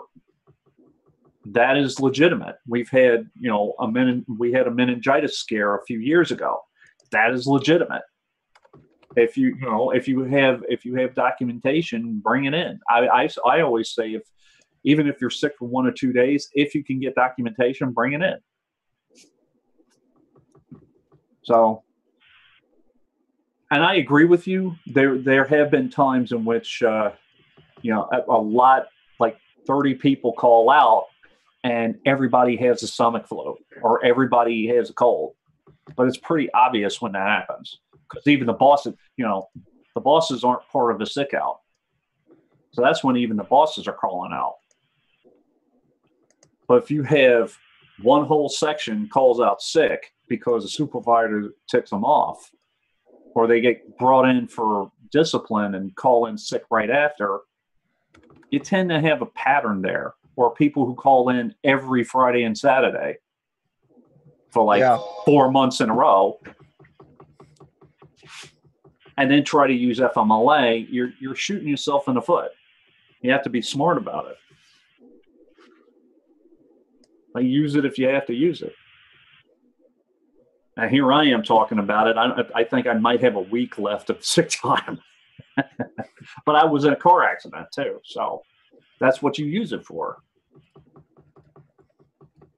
Mm-hmm. It's exactly what you use it for. Or when Ryan comes to your house and pulls a swing blade on you. I'll be right That's back. it. But yeah, post office can't strike. We got a lot of stuff in the strike of 1970. We got paid holidays. We got extra, we got guaranteed work hours. Full-time regulars are guaranteed 8 hours in a day. So we got sick time. We got annual leave. We got night differential. All these things. We had our contract beefed up. So we have, I think it's 10 holidays at this point. I don't know what's going on with our post office here because my mail lady told me, she said, yeah, they knew last April I was going on, they knew last December she was going on vacation Because at one time I got my mail at 10 o'clock at damn night. We have somebody waiting to come in. It's off. And no one should be out there at night, that time of the night, delivering mail. They susceptible to be robbed. Thank God checks don't come in the mail like that anymore. Okay. Hello, 1773.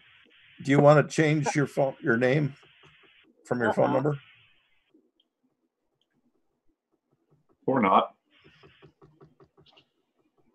772-33. 772. I'm sorry.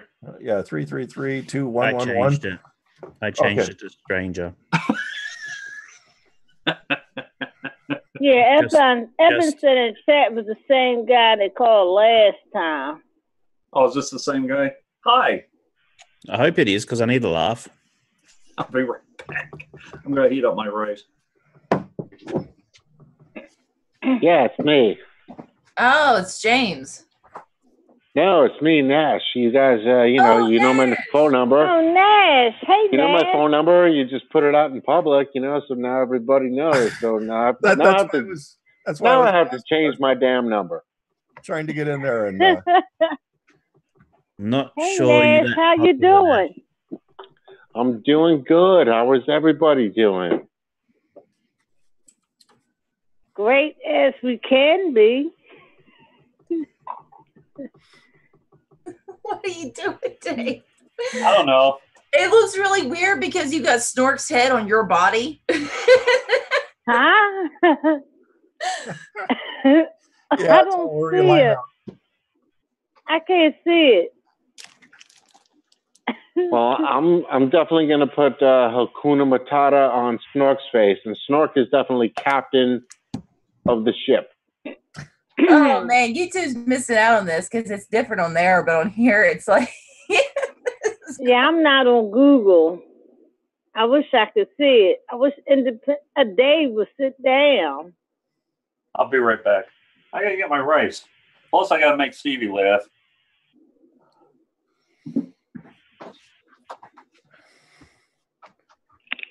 So if anyone's angry with me, raise your right hand.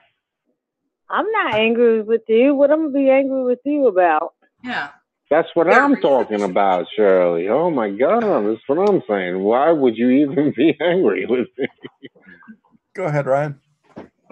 No, he just said raise your right hand if you're angry with him. So I raised my left hand. Okay. There was a caller on that at first was mistaken for you a few nights ago. Or was so I get crazy. I we're dealing with a crazy world and a lot of crazy conspiracies and a lot of crazy stuff. And, sometimes I lose it. And, just wanted to say, hey. Yeah, hey, Nash. How you doing? I don't think I need to, I don't think I've done anything that can't be forgiven. And I don't think I've done anything that I need to be blocked for. I mean, you guys are like censoring me. You're just, I can't even talk in the chat room. Sometimes I snap, and that's bad. But I understand. I totally understand. I censor the fuck out of people, so don't get upset, dude. No, the other night. Don't worry about the other night. First off, I'm not really gonna live stream anymore anyway. But second off, no, you'll be unblocked. But it was just that particular video was insane because my video, my sound was going out. I had somebody on that was saying all sorts of crazy stuff. I had people everywhere, and I was trying to control it. And that was just one of those, shit shows. So that was the night of insanity. That was the night of insanity. That was the night of the Sam Ronan thing. So, it wasn't really you either. So don't take it personally. I was just trying to control the situation. And if I overreacted a little bit, when you mod and when you're modding your own channel, when things are going to hell, sometimes people are going to take it personally. So I hope you don't take it personally. But I don't know what was going on tonight, but that didn't have nothing to do with me. So I don't have a problem. Man. I never abused my mod powers. I've never ever, banned or silenced anyone. I just would never do that. It's just an honor to have a wrench, and yeah, if I was obnoxious, sometimes I drink and sometimes I get obnoxious, so, it doesn't mean I have to be censored and, yeah. My thing is if people are getting that, well, tell me what I do that was so bad. Because I'm sure I did. I know I messed up. If you start calling people, and I don't know. I know you called me a communist faggot, and I don't really care. But it was like, oh, that's kind of my humor. I was like, "Hey, commies, what's up, commies?" Right, but it was a little over the top, and at the same time, I was trying to handle another situation, which was like over the top. So I was trying to control everything, and eventually I just shut it down anyway, because it was just and I don't want to like get too much into it, because this is Ebon's stream, okay. And I don't want to like air dirty laundry, but I mean, I very rarely do that, and I know that nobody likes to be hushed, even for like 2 or 3 minutes. And I know, which is why it has to be over the top in my eyes. I'm a little stricter when it comes to Suzie streams, and I got some criticism on that too. But the Julian vigil, and I got a little criticism for that too at the very end. But I take a little. I take a little guff. I mean, people have gone after me for absolutely nothing, at the same time, and I'm sitting here powerless, helpless, just trying to just state my case. Sometimes I'm obnoxious. Sometimes I'm, very informative, and I have information that I want to share with people. Right. And yeah, look, no hard feelings. I've been there before. I've been, it was a pretty infamous fight that I had with James over this, when he kicked me out when a Nazi jumped in.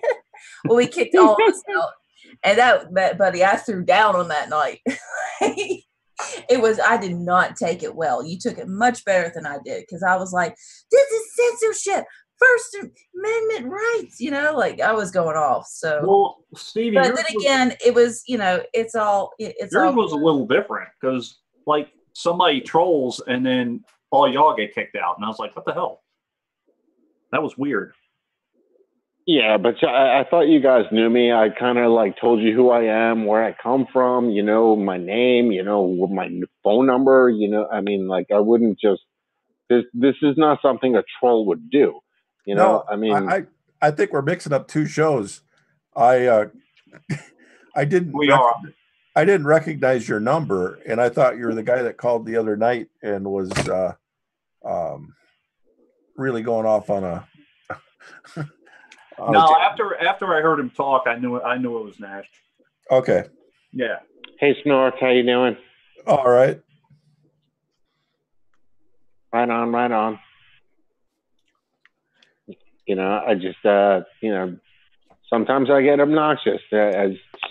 We're delving into a lot of crazy stuff, whether it's the supernatural to politics to this.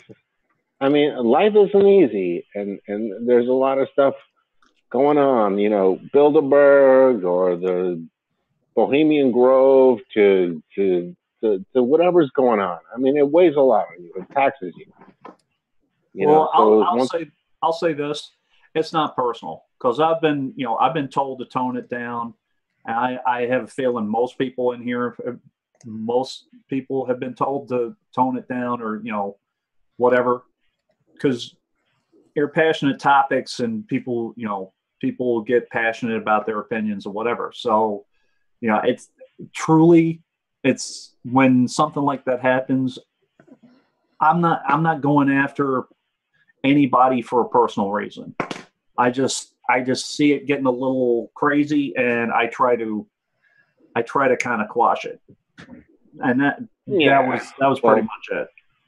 Well, Dave, you're the voice of reason. You've always been very well, good with that. I mean, you're a great guy. You make everybody laugh, and you cheer us up. In dark times. I'm not always the voice of reason, but yeah.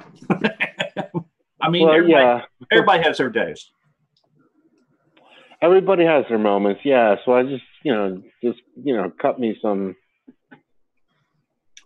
slack. If I fucked up, and I know and I'll probably fuck up again in the future, but my heart is in the right place. I don't think I've gone after you guys that bad that I can't be forgiven. No, understood.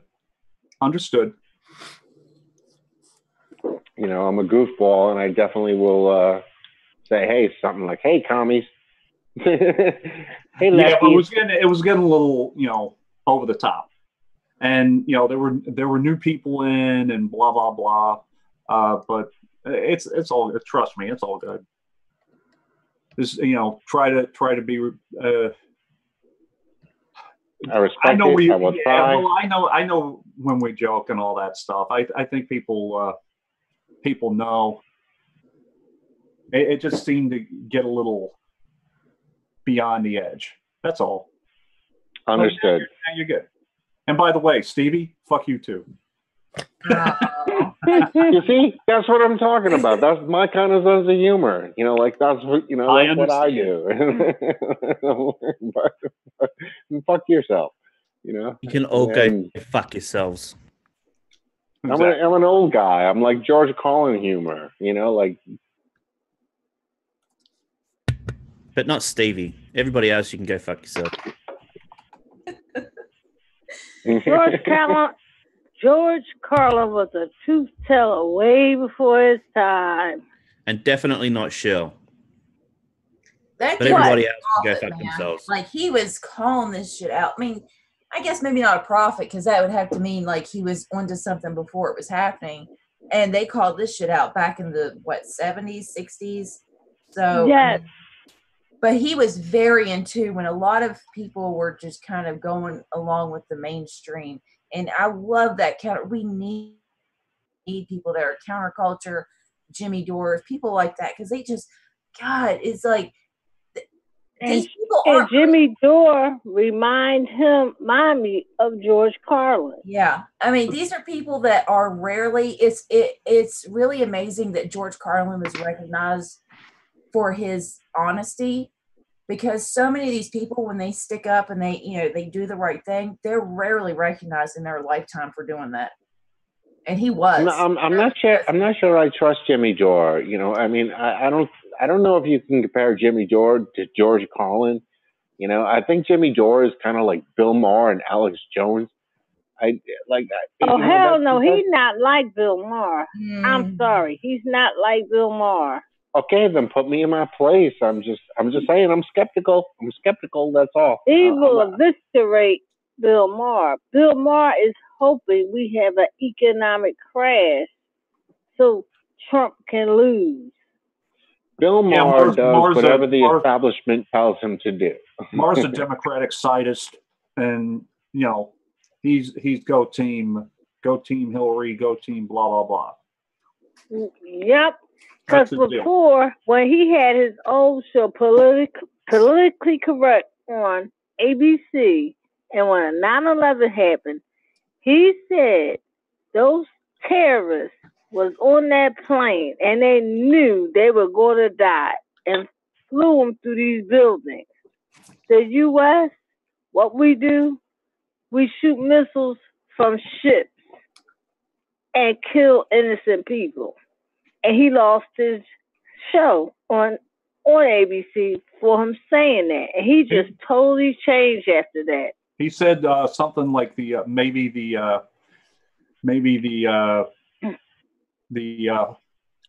Air Force or the people flying over were the real terrorists, the United States Air Force, something like that.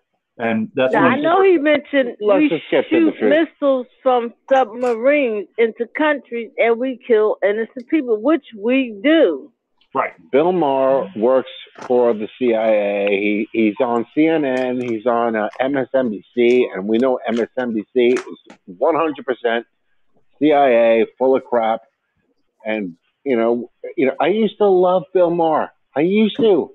Me too. Me too. Because my husband said to me, "You don't like Bill Maher no more." Hell no, he's with the establishment now. He got his mind right, as Jimmy would say. Now, here's the thing with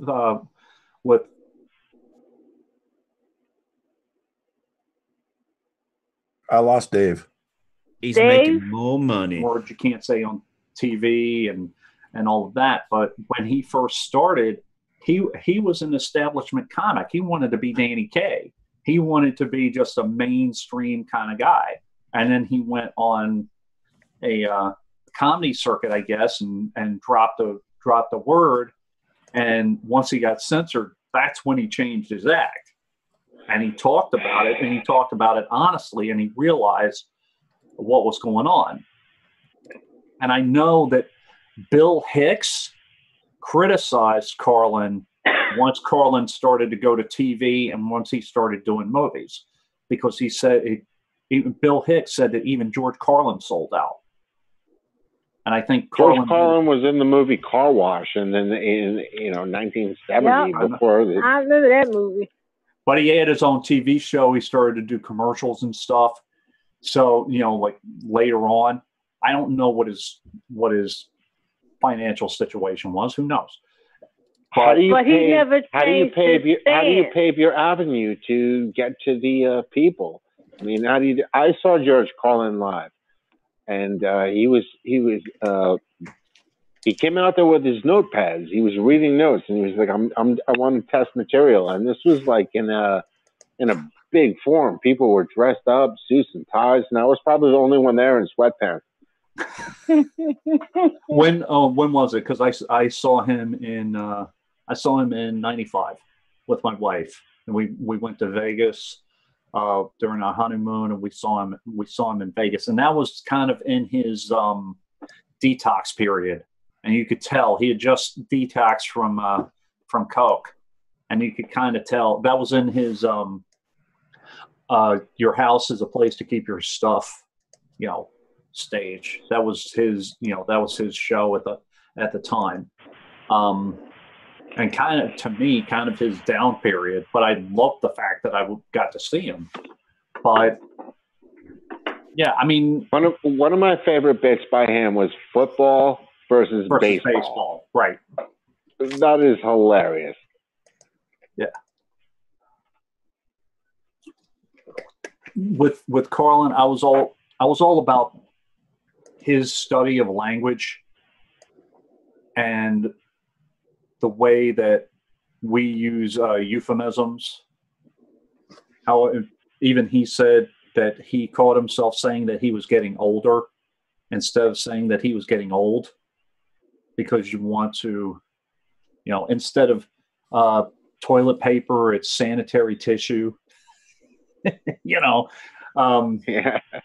Where we I love that bit where he's talking about PTSD and how it used to be like an actual thing. Now it's just like a bunch of letters. Like it actually used to describe. Right. It used to be shell shock.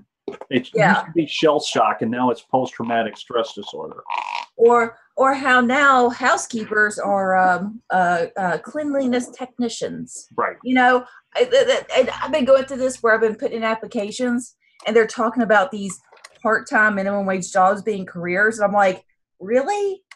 Is this a career? Are we really using that word appropriately here? I don't think we are. $8 an hour is a career, especially when you got to work 20 years to be a manager. So let's not mince our words. Don't insult my finances and my intelligence, please. Who just said my entire phone number on YouTube? I have no idea. Mine's come up like that too. So someone just said, I'll scroll back, but I mean, someone just read out my entire phone number. Not like I don't see it. If they go back, they can actually see your phone number anyway. So I know, but somebody actually said it out loud, the whole entire phone number. Oh, I don't see it. Really? I honestly don't see it on chat. Yeah, I'm not seeing it. No, he said somebody said it out. No. They didn't type it. They said it. She said they said it. Oh, that was probably that was probably Snork and me trying to figure out who it was. So you said my entire phone number. Wonderful. We said like the first 4 numbers. Look, no. Nash, we can go back. It's 6 of one, half a dozen of the other, because if they go back, they can read your whole phone number anyway. So it doesn't matter if somebody read it out or somebody whatever, they can go back. And that's the disadvantage of Zoom and people using their real phones to chime in. So seriously, it really doesn't matter who said it. People can still read it anyway. I wouldn't worry about it too much. I've been on, back when I was on my phone, I would have my phone number on here constantly. And so far, I haven't gotten any like creepy, heavy breathing type of phone calls or anything. Hold on. Our chat is pretty generous. Hold on, where's my phone? Hold on. We there can you go. change that. All right. I just get those telemarketers on my goddamn phone. Oh, okay. Yeah, that's all. I just don't want to get a phone call from florist. Like, hey, here's. The worst is when somebody gets your email address and starts signing you up for stuff. They join you up to Pornhub and all that type of stuff. That's the shitty. If somebody gets a hold of your proper email address, that's annoying. Well, I'm glad the porn facility stopped sending me emails. Thanks, Robert. Thanks, and Dave. Just saying. I heard it. One I just don't want to. Go ahead, Nash.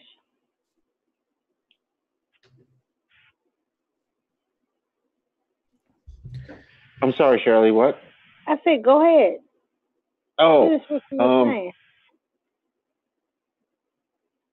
saying. I'm happy to get advertisements from edible arrangements. The pineapple with the chocolate covered tips. I like that. But I just can't have random people calling me. Just hey. I don't know, man. I could use the company. I could use a few wrong numbers or a prank call every once in a while. Whoever calls me. Do you guys remember the Jerky Boys from back in the day with the prank phone calls? Oh yeah, we were talking about them the other day. Actually, was it yesterday or the day before? We were talking about them. Frank Rizzo and Sol Rosenberg and Special Ed, all them. Yes, Kevin. They were so funny. That was like kind of like back in the day, before CDs existed. I think it was, that was CDs. I'm old. You said Kevin. His name is Ryan. Oh, Ryan. I'm sorry. It was your mistake. You're bad. I am. I'm terrible. Ryan Bannock. Ryan Bannock. I'm so sorry I mispronounced your name. That's all right. But yes. That's my brother from down under. Oh, y'all remember the Satan Calls a Shoe Store prank call? That has to be my all-time favorite of prank calls. Y'all ever seen that one? So who? Satan Calls a Shoe Store, and he asking about the souls. He's like, "But the souls, I need the souls." Oh yeah. That's a throwback one. That's from a while back. I vaguely remember that, but I remember the unknown comic that wore the brown bag over his head. He was funny. That goes back to the 70s. That's early 70s. Wow. Yes. Well, I'm older, so I know about those old shows. I miss those old shows. They got a new show coming on ABC called The Proposal. I'm like, God damn, they got the damn Bachelorette. They gonna push something else on us now? I know once in a while I put on the game channel. I don't know if you get that, and I'm watching like the match game from like 1977 or 76. Well, I'm like, what? Well, Nash, you ain't even got to turn to the game channel now. They bringing them back to regular TV. You got $100,000 Pyramid, the Newlywed Show. It's different. There's different shows they bring it back, and I don't watch them because they're corny. They ran out of ideas for Hollywood to make shows. Well, and Hollywood sucks. We can all agree on that. And the good shows they had, they canceled them. I just don't understand it. Yeah, no. The only reason why I watch the old stuff is for nostalgia purposes. I mean, I know it's it's terrible. It was terrible.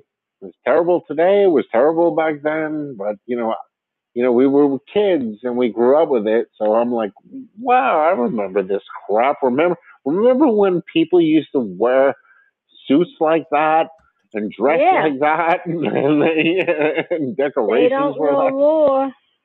I remember soap. I used to love soap. I remember when there was Maud, and the Golden Girl. I remember all those old shows. Yeah, well, I mean, the Golden Girls is kind of, I'm going, let's go back before the Golden Girls when they were young, because, all of them were on the Love Boat. Yeah, Love Boat. But that looks corny now when I watch it. Well, remember, I never really watched. Invited everyone you knew. It would be the biggest gift from me to you. That was Ryan's favorite show. He remembered the whole song because I don't remember it. Oh, thank you for being a friend. I mean, do you guys remember Adam 12? Adam 12. I just watched like 2 hours worth of that show the other day. It's like really.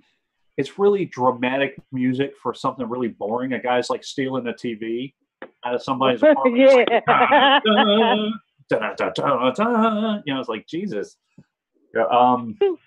But back in the 70s, when they actually made decent shows, when they were all in the family, when it was like political and everybody. Oh, I love that show. Or Maud. You talk about Maud when she got an abortion. They actually on that show. What's that show? Dave with Ted Knight. No, Ted Knight. He had a show. The Mary Tyler Moore Show, or something. That one. It was another one. It was more Too Close for Comfort. Yes, that's it. That was funny too. I think he actually had a show too called the Ted Knight Show, which like lasted 3 episodes. Oh yeah, it was he had a Ted Knight show too. But I mean, and I think Norman Lear was behind it, or what's the other guy? Aaron Spelling. Yeah, Aaron Spelling. I think he was behind a lot of those shows from back in the day. And one day they showed the old SWAT show, and I'm like, I used to love that show, but I'm like, it looks kind of corny now. Yeah. I can't believe we used to watch this. Well, but it was good. Adam 12. I remember in Adam 12 where they were talking about LSD, and the way they were talking about LSD was just It's like, you for being a friend. copyright. Travel down the road back again. Your heart is through the path and if you threw a party, you invited everyone you knew. But don't they have You would be the biggest gift would be for me. And the card would say thank you for being a friend. Oh my God. Oh my And the only God. person that is still living is what's her name? Carol Burnett? No, the only person living from that show. Because all of them passed away. B. Arthur. Betty White. Betty White's still alive. Betty White is the only one, and she's still rolling. Betty White has been everywhere. Name one television show Betty White hasn't been on. Cribs. Just kidding. Housewives of Atlanta. Jersey Shore. I actually think she was on Jersey Shore. Maybe does Dallas. Betty White's great. I can't stand those reality shows. I can't stand Chips, Three's Company. Kit, Knight Rider. Miami Vice. Dallas TJ was Hooker, the bomb. the Charlie's Angels. Dallas was the bomb. Who killed JR? I knew it was Kristen. That's by far the best. Screw all of them. I knew it was Kristen. I didn't even watch the damn show. The best. I knew. I didn't give a crap except I had my Farrah Fawcett poster on the wall. Yeah, I think I was 5 at the time, so it's like my mom would have been a little worried about me if I had Farrah Fawcett and Cheryl Teagues on the wall. Although Charlie's Angel.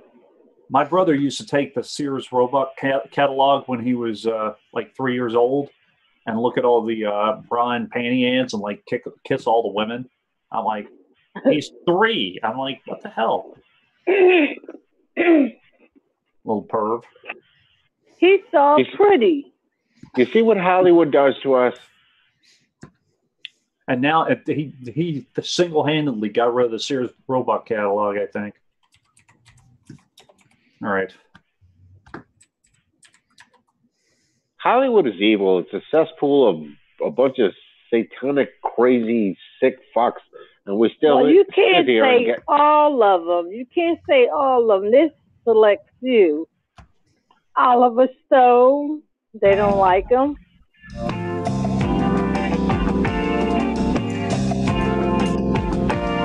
I know that song.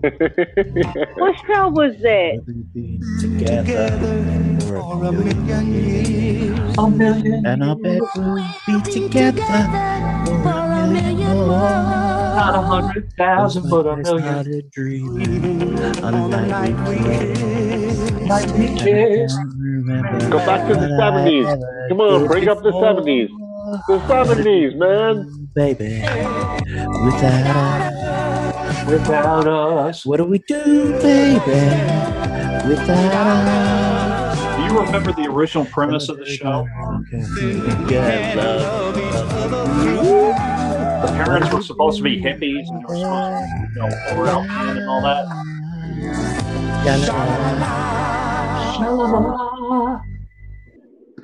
I love that show. Remember that show Moonlighting with Sybil Shepherd and Bruce Willis. Yep, that was a good show. Al Jarreau did the theme song for that show. That was a nice song. Yeah, the family. And I remember. Sorry, Shell, go. No, go ahead, Ryan. Family Ties was meant to be hippies, parent hippies, who went and lived in suburbia, who gave birth to their first son, who is a staunch Republican.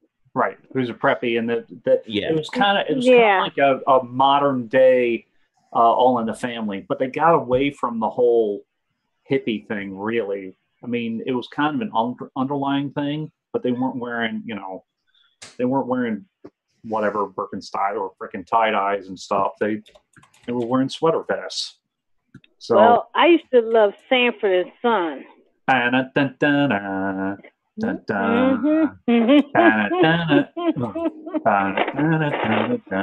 You know why I like that show? Because it looked like our backyard. It was real because I went to houses like that. I had uncles that had homes like that. Everybody came to their house. It may look like shit, but you had a good time. In New York, back in the day, they used to put on The Odd Couple, The Honeymooners, and then they put on Star Trek. Right. And this I is like love late The night. Odd Couple. But you know what's my favorite? When they showed the karate movies on weekends. I love martial arts. I'm a black belt. Woohoo! Yeah, I have a black belt too, but I got to get a new one. I know. Mine wore out. I'm a true Bruce Lee fan. This is for Shell. I have a clear belt. It's a clear belt? I never heard of that. I have a Ryan's belt. I just faint and fall on the floor, and then they think I'm not worth beating up. Turned upside down. Just sit right there. I'll tell you how I became the prince of a town called Bel Air. You guys up there in the Northeast might know this. I mean, you guys might have heard of Tiger Schulman. I probably mentioned this before, but yeah, I used to actually be an instructor for Tiger Schulman. Oh, okay. You know what? One of my sisters told me, Will Smith came to my house before he was Will Smith, and I'm like, he did. And you said you didn't like him. You called him a nerd. I was like, oh. She gave me my ticket. I put my Walkman on and said I might as well kick it. First class, yo, this is bad. Drinking orange juice out of a champagne glass. Is this what the people of Bel Air living like? Oh man, come on. Get that Masonic crap out of here. It a dice in the mirror. If anything, I could say that this cab was rare, but I thought, man, forget it. You're home to Bel Air. I never saw He's it before. weird now. He's weird now. Him and Jada Pinkett. I think they have an open relationship. 100%. And they will not acknowledge they are with Scientology. They opened up a school that's affiliated with Scientology, but they won't admit it. Oh, they're affiliated with a lot of stuff. a lot of. I think he's an overrated actor. I don't think he's all that great. Like, I don't blame what's his son's name, Jaden. I don't blame him too much. I mean, honestly, if I was like a celebrity when I was a teenager, there's plenty of like really stupid shit you could point to that I said that's probably way dumber than that. How can our eyes be real if mirrors aren't real or some shit like that? Okay, weird. I got the best theme song that has ever been made for a TV show. What's that show? Ready? What's that cop show? No. Ready? Okay. That's what I was about to say. That show. Oh, today makes everything hot. Taking a break from all your work would help a lot. Wouldn't you like to get away? All those nights. It's the full one. And your little angel hung the cat up by its tail. I used to watch the show. Her fiancé didn't show. Sometimes you one day. Who just came in? I'm always glad you came. You wanna be where you can see our troubles are all the same. You wanna be where everybody knows your name. What show was that? Cheers. Cheers. Cheers. I love that show. Cheers. Yeah. Oh my God. I love that show. I said I knew I heard that song before. I can remember this show. Believe it And or how not, about that show they used to Blue, what was it? Blue, it was a cop show. It was on for years. Hill Street Blues. Hill Street Blues. That was my show, and that music, that jazzy sound, I love that. Dun, dun, dun, When I lived in Chicago, there was an ice cream truck that had the Hill Street Blues theme song. Freaking awesome. Really? Yeah. Oh man, that's awesome. I ain't have that here in Philadelphia. Born and raised. Man, I loved Hill Street Blues, and I loved NYPD Blue too. I don't remember a theme song with them, but that was a good damn show. When Sipowicz showed his naked ass on TV, I'm like, oh, TV is really changing. You got excited? No, hell no.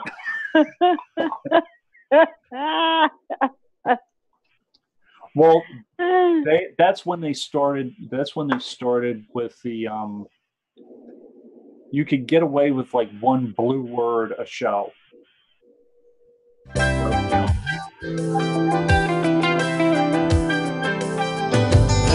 No, Santa actually has worked out. Open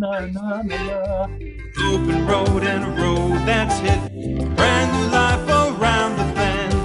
There were times I lost a dream or two. And I remember that show. At the end was you. There's a path we take and a path not taken. The choice is up to you, my friend. Nights are long, but you might wake. Like pretty much every 80s show kind of like had that lilty thing. What was that show from that song? What, that? Who's the boss? Who's the boss? The hell was that? Who's the boss? I used to love that show because whatchamacallit, Tony Dancer still teaches over here at Northeast High in Philadelphia. Yeah, oh, okay. Yeah. He's another one that I love. The TV show was awesome. Hang on. Try to find Greatest American Hero. I love that damn song. No, this is great. I love this. This TV show was one of my all-time favorites. Hang on. I love 80s American sitcoms. I love them.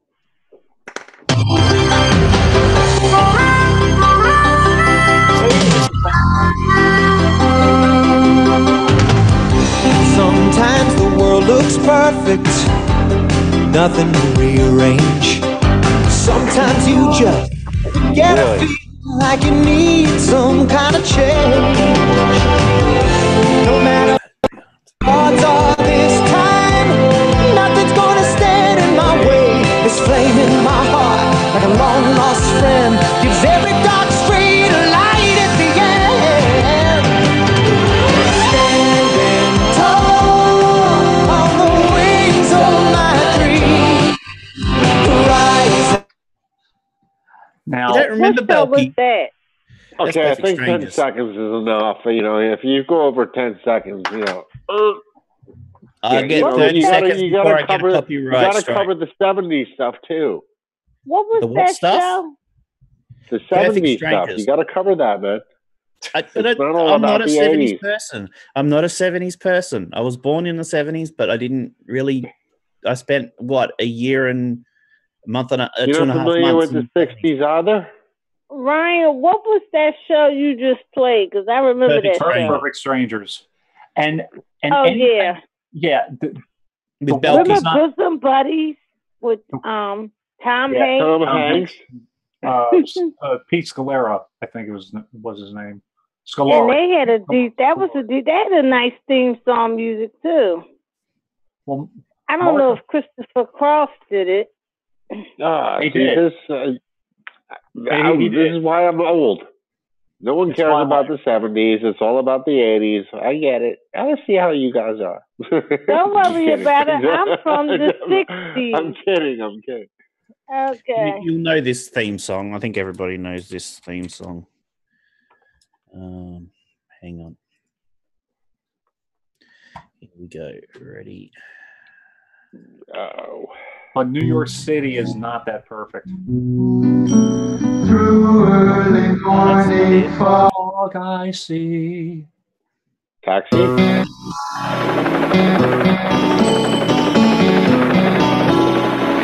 that, man?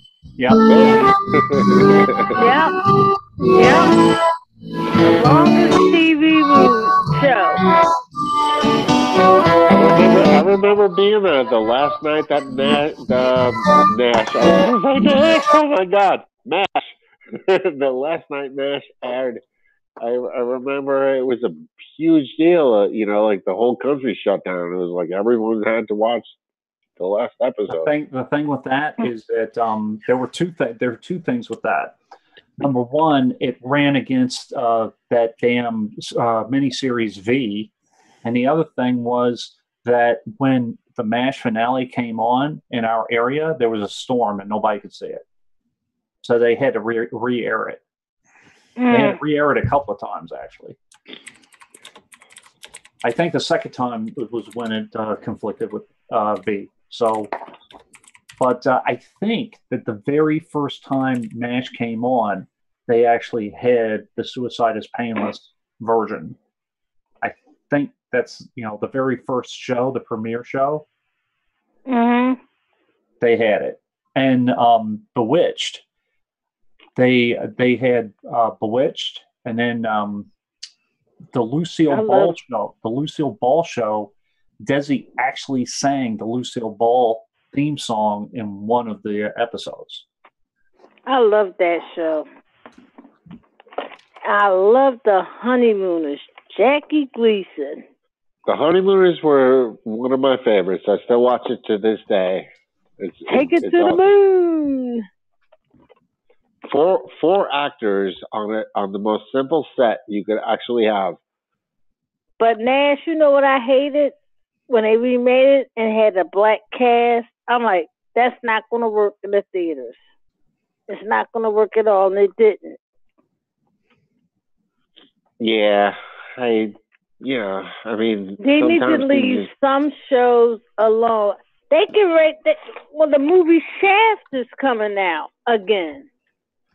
Yeah, that old blaxploitation film, and the guy that got playing him, he got pretty hair but it's short, and I'm like, oh, why are you bringing that back out? You're not going to make money from it.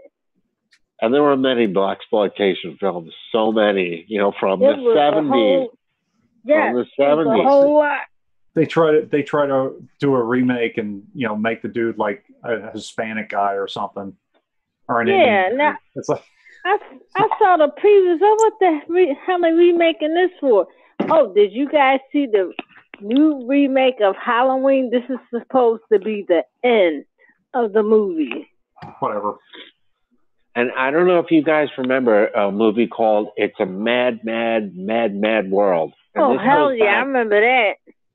Yeah, this goes back to like the late 60s, maybe the 50s, I don't know.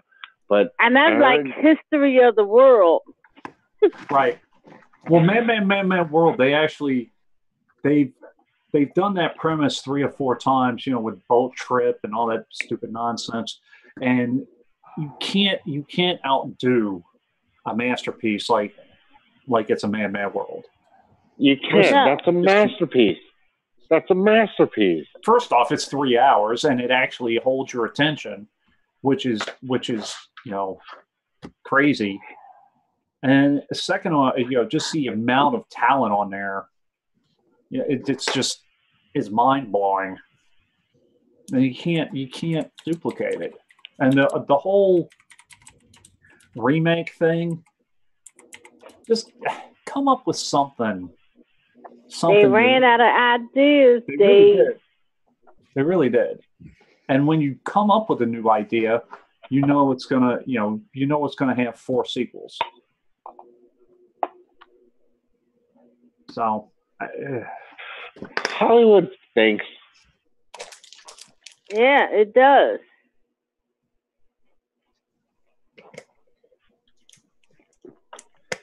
We need like our Aaron Spellings and Norman Lear's back again. Well, Only person that's really doing something in Hollywood is like David Wolf. He got control of NBC with all his shows, those Chicago shows. I love them shows. I liked Aaron Sorkin. That's at one point, but then I realized that he's pretty much establishment like everybody else. Some of the stuff that he spends has a political spin to it. So I'm like, oh, damn. Yeah. I gave up on Hollywood. I gave up on Disney. I don't like any of them. I don't like Hollywood. I don't like Disney. I haven't been to the theater in over 10 years. I mean, I just quit, man. I think they've been conquered by a bunch of creeps. Disney is being criticized for having a lot of pedophiles with their company. Well, that's nothing new, Shirley. Come on, you know Disney is a bunch of pedophiles and a bunch of sick fucks, and you know Hollywood is too. Hollywood is a bunch of satanic witchcraft, crazy people. They've been conquered and taken over too. Yeah, it all goes back to Shirley Temple. Oh, if you've seen videos of Shirley Temple, there's YouTube stuff out there about her. And you know what's fucked up? She's a member on the Council on Foreign Relations. What? Shirley Temple is a member on the Council of Foreign Relations. 100% fact. Mm. Yeah, these people are disgusting, sick craziness. And there are videos of them, pedophiling Shirley Temple. I mean, come on, guys. Come on. Snap out of your matrix. Yeah. Well, I wasn't blind about what was going on in Hollywood. I know you're not. I know you know what's up. I know you know what's up, Shirley. And politicians too, because they say under Reagan, you better believe it. Reagan would have events at the White House. He wasn't involved in it, but others after he went to bed, they had children come down there, and I'm like, that's sick. That is sick. Welcome to the world of Hollywood, and there's so much more to this. These people are sick. So, as much as we're getting nostalgic and we're being, we're kind of like, these people are fucked up. And it's been going on for decades. A long time, Cheryl. A long time. So I had this dream this afternoon, and this is going to sound weird. And Ebon was in it. Uh-oh. A weird dream. Did it involve igloos and ice fishing? No, it involved Ebon being an undercover agent for the Filipino police. Huh? Told you it was weird. Anyway, so me and two others were recruited by Ebon, and Ebon was like this tech whiz and shit, and started showing us all this shit on the computer, and then asked us to start making bullets, and he threw shit on the ground, and we were supposed to make bullets out of it. And then because we started making bullets, we were classed as terrorists, so he arrested me, and the other two got away. Fuck you, Ebon, and your Filipino fucking whatever it is. Stay out of my... You wasn't shaking out your sleep? Ebon, you had to be shaking out your sleep on that one. There's a film, there's footage of Shirley Temple dancing with the guy from, I think it was the Beverly Hillbillies. way back when, and they're doing a dance, and Shirley Temple is she's Shirley Temple. Not only is there footage of Shirley Temple being molested by many men, but oh my God, I have to give you guys a link. I have to fucking show you guys this video. It'll blow your mind. And I believe she said her mother allowed it. Wasn't he? And more than that, what they were doing to little black boys. Money talks. Yeah. Like what are we doing? Now we're going back to where? The 30s? Money talks. Remember Buckwheat? Might have got him too. Oh my goodness. I have to fucking. All right, Shirley, I'm going to send you something. I'm going to send you a video that'll freak you out, and it's disturbing, but this is what happened. You're talking about through my email? So I have your email. I have your email. It's all good. No worries. I'm just going to send you a link to a YouTube video. Oh, okay. Go, William. Dave. So I am officially waging. He's waged it on me first. A full-on little Facebook word war because he's such a child. With Chris Blankenthorne, and I walk neighborhoods day after day trying to get signatures from independents, because registered independents, because Arizona has the stupid law that you can't get ballot petition signatures from people who are not either in your party or no party affiliation, right? Yeah.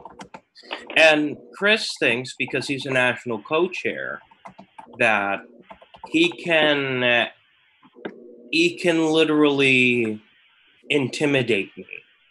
He thinks he has some sort of leverage over me. And I feel as like those are fighting words. Those are literal, if you said that to my face, I don't know what I would do words. And I have very few.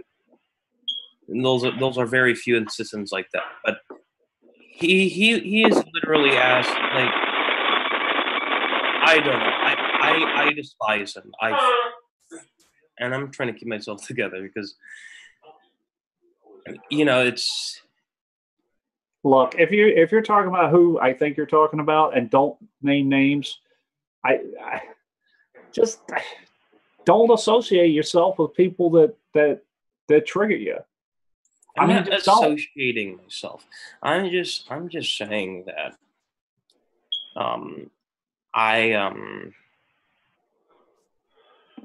have reached my limit with this person because he thinks because he's up there in the party, quote unquote, up there in the party, that he has some sort of power, whatever that's supposed to be.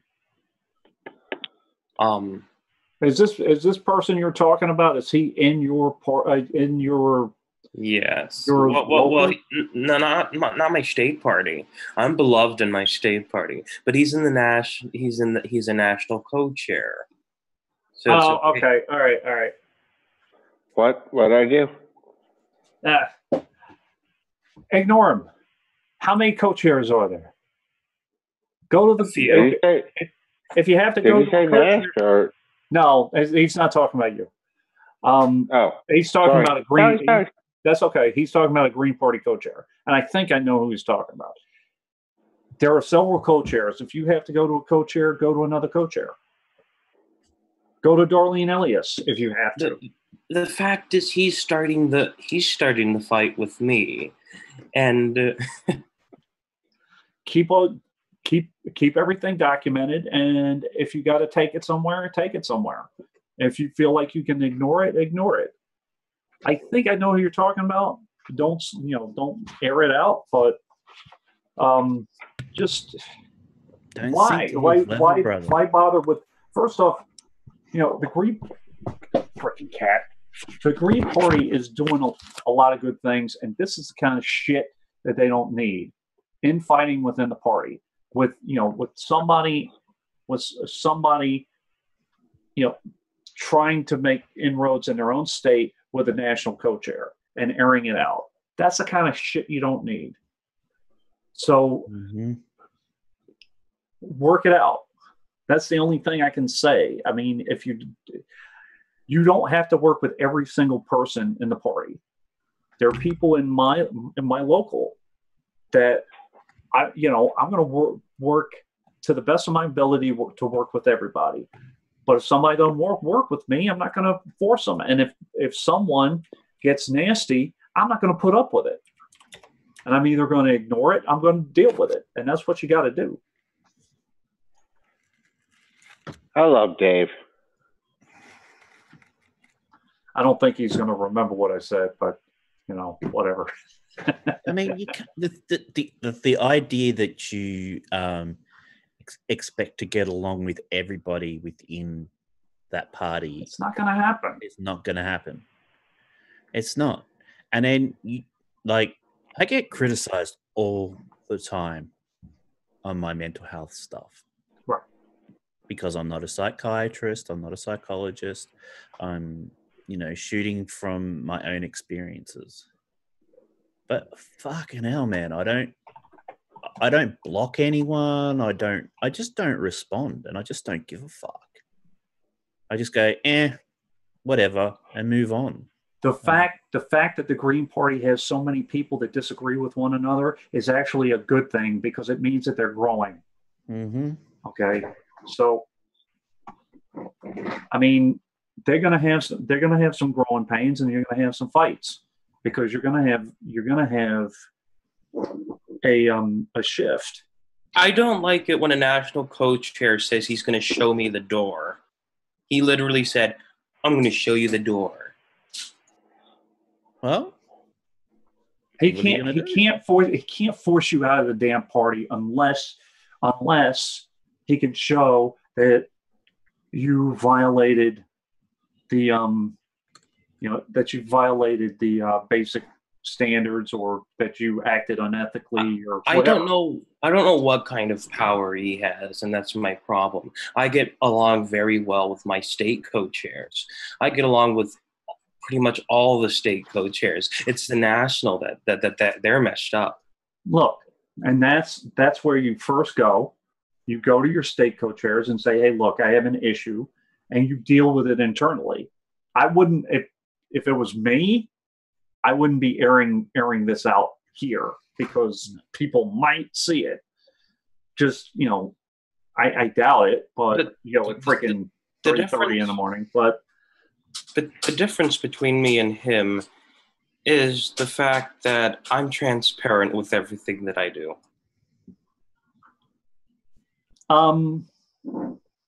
There's a difference between transparency and airing out dirty laundry, with a group.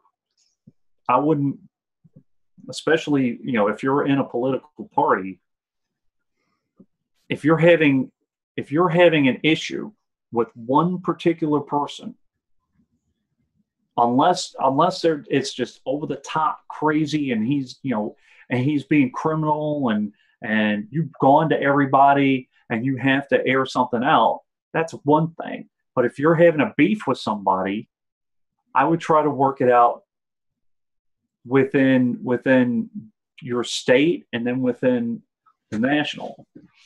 It's more than a beef, because he's a national co-chair, and It doesn't matter. It doesn't matter. The political party. If you supported calling out these criminals, and you called them out for their crimes, then I would support you too. If this person is, and I'm just saying, I don't want you to say his name or her name. If this person is harassing you, and you allow that person to get away with it, then they're going to harass somebody else in another state and just continue doing it. And it's going to be toxic for the Green Party of the United States. So it is not only your right but your duty to go among the chain of command and be like, look, I'm having an issue with this guy. I want to settle it. And if he or she is threatening to kick you out of your own party, it's like, I don't know why. First off, see if there's a legitimate reason as to why. Second, you go to the people that you need to go to. If you think it's your right for the people to serve you, well, then we have a problem. But if you think that you deserve to serve the people, well, I would stand behind you. Yeah, I don't know what the beef is, and I don't want you to air it out here, but just deal with it. My terrible the longer I know, the longer you let it stew, the worse it's going to get. And I don't know, but just deal with it. Yeah, but every time something happens, document it. Oh, absolutely, that too. If you get if they send you an email or a text message or a Facebook post, screenshot it, put it in a Word document, and then, And not only that, be responsible for what you say as well. If you said something that may have been misconstrued, you'd be like, you know what? I said this, and screenshot everything, be completely transparent, be like, you know what? I did say that. And at the time, this is how I felt, but I probably should have put it another way. Be responsible for the stuff that you say as well. And it has to be open. It can't come out later. You have to deal with it now, today, because it will haunt you later. Yeah. Wait till, your head is clear. Go to sleep. Wait till, everything settles down. Take a breath. Look at everything that you have. Look at all the emails you have. Look at all the correspondence you have. Look at all that.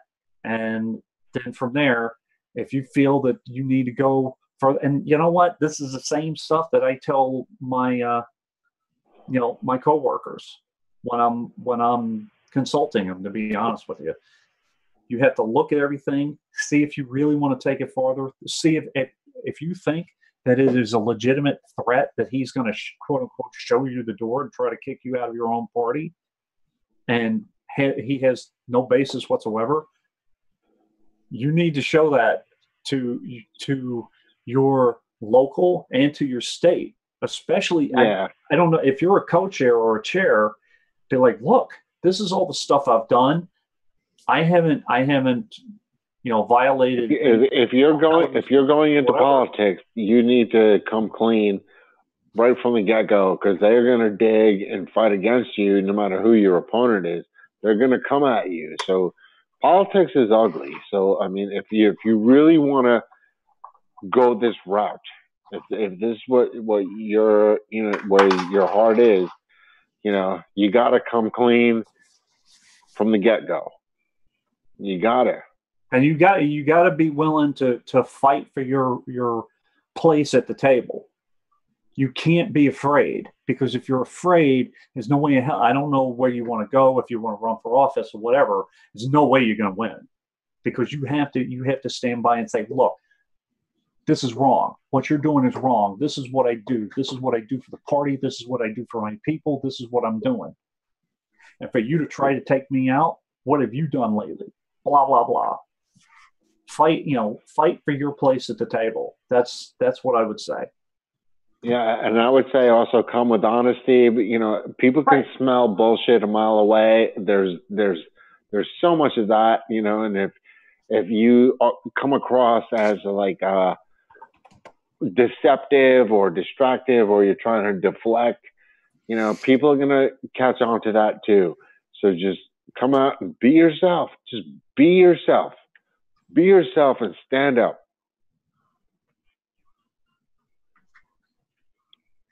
Be honest.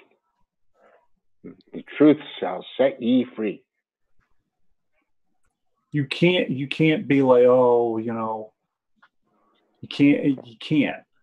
You have to stand up and fight back. And if you have to, you have to go to people and show them evidence or whatever, so be it. They're gonna come at you. I don't give a shit if you're a national co-chair. I don't care if you're the president of the party. If you're doing something wrong, I'm going to call you out. Or if I think something, I might not do it. I might not do it out in public, but I will, come to your face or right there, be like, look, what's going on? Why is this going on? So, hello. I need to leave. I'll see you guys. All right. See you, Snob. Look, why are you leaving? I'm just playing. Yeah, fucking hell, Snob. You're leaving me with this. Captain Snork is beaming down. Yeah.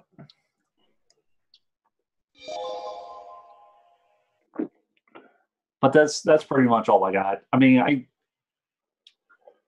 don't be like. You're not gonna go into politics and not take arrows thrown at you. I mean, that's just not how it works, and it's unfortunate. But arrows are going to be thrown at you, and they're going to look for anything. Shit, I walked in the door and they started slamming on me. I'm like, look, you don't even know me yet. Let me do something first before you slam on me. This is everything that I've done. I've been a union rep for 10 years. I've done this. I'm working for the Unity for J project. I'm doing this. I'm doing that. I'm doing the other thing. I know you don't know me, but give me a chance to screw up before you start yelling at me, because I'm not going anywhere. I'm going to be here next year. Oh, they don't, Dave. They don't. I wish they were. I wish it was like that. They don't do that. I mean. No, I went to my first Green Party meeting, and it was an election. And somebody nominated me for an office, and they started, and I'm like, you have every right, because you don't even know who I am.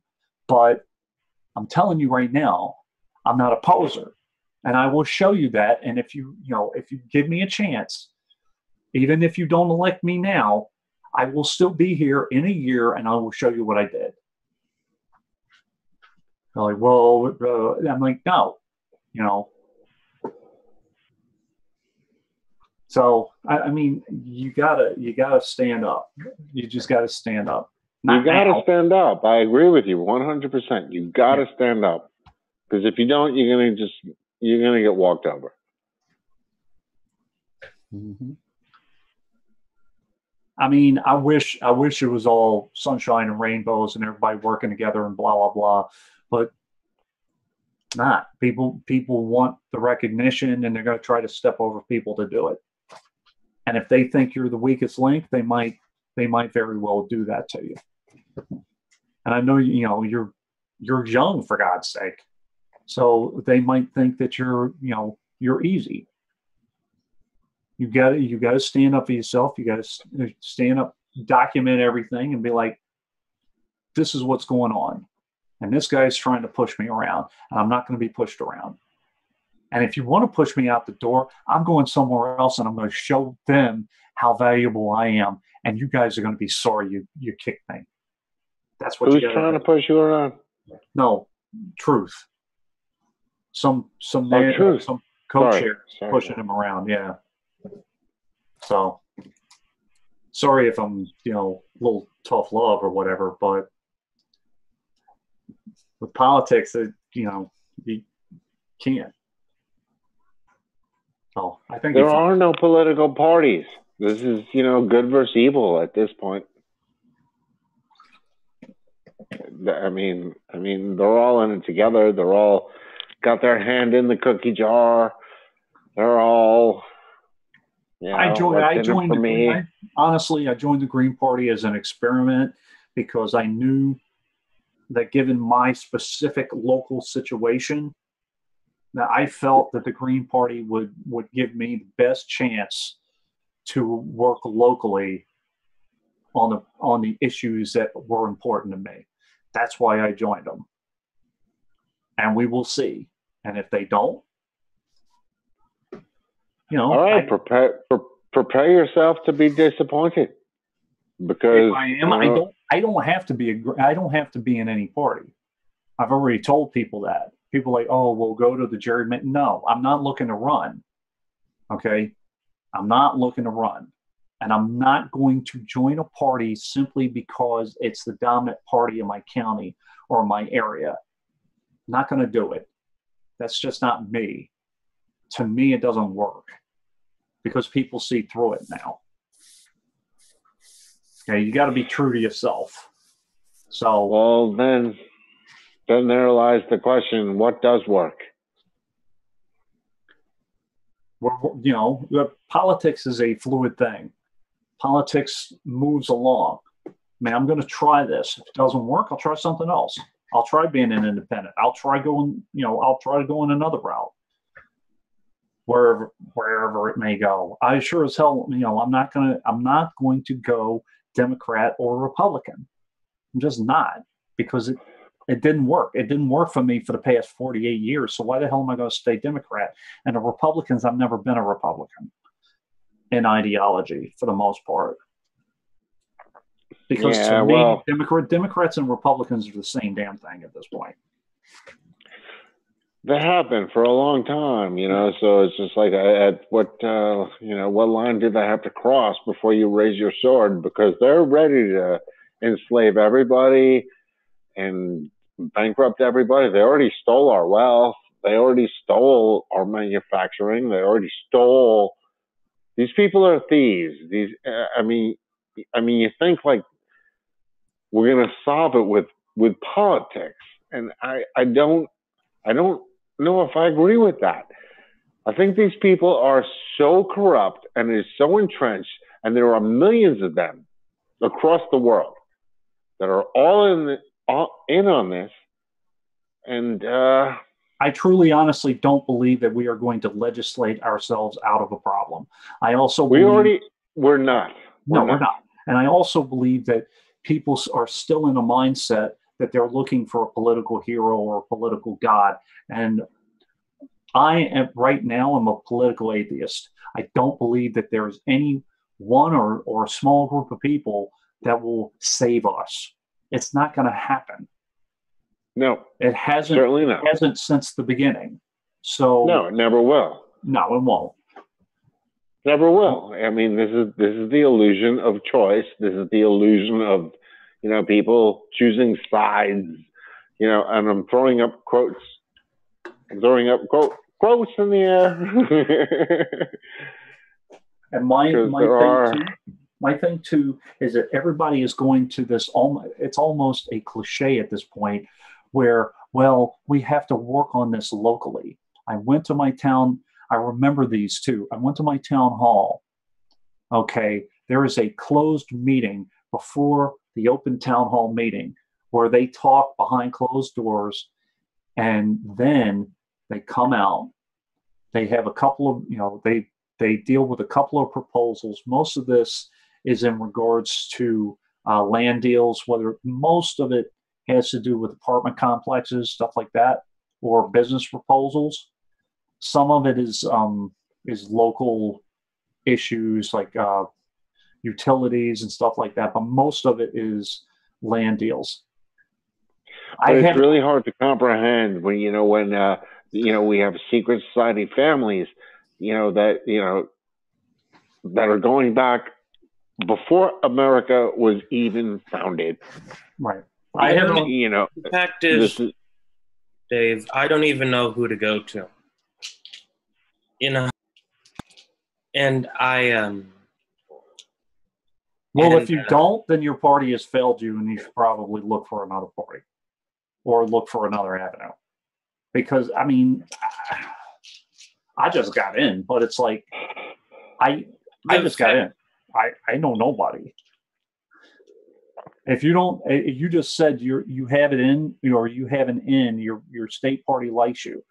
What I would do is go to your state rep that you trust the most and say, look, I'm having this issue with this one person.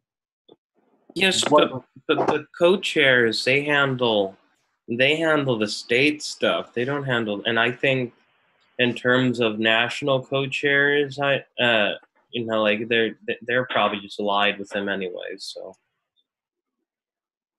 he's just gonna be able to threaten me, and I will not have any recourse of action whatsoever.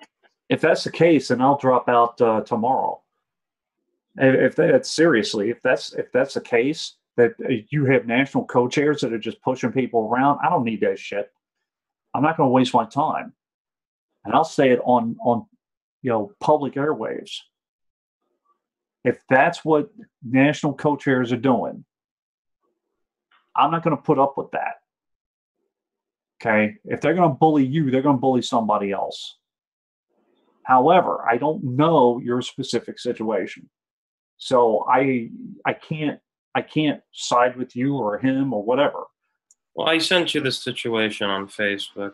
Yeah, I see it. Hold on. Don't you go to the other national co-chairs? That's what I'm saying. Saying, look, this guy's bit out of fucking, or this whoever it is out of control. I mean, threatening state co-chairs and stuff like that. It's not on. Wait a minute. That's why I don't join political parties. You sure? He said I'm not doing any work anyways. No, wait a minute. You sure this guy is the co-chair? Last I checked. Hold on. William, you got a second? William, I would just say, just be careful. Watch out for these people. Watch out. I'm just giving you a heads up because you want to go in there and you want to do righteous things.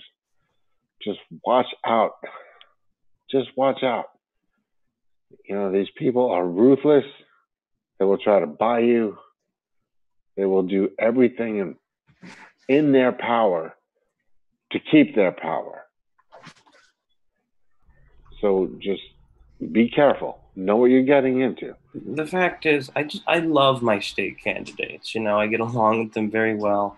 They're very nice to me, and I'm very nice to them. I go door to door in the hot Arizona sun just for them, so I can get ballot petitions signed.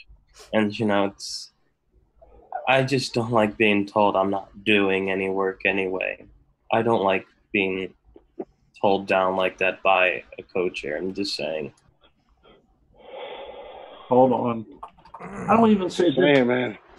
Hold on. Guys, I'm going to probably end it soon. Okay. I just need to wake up early in the morning. Again.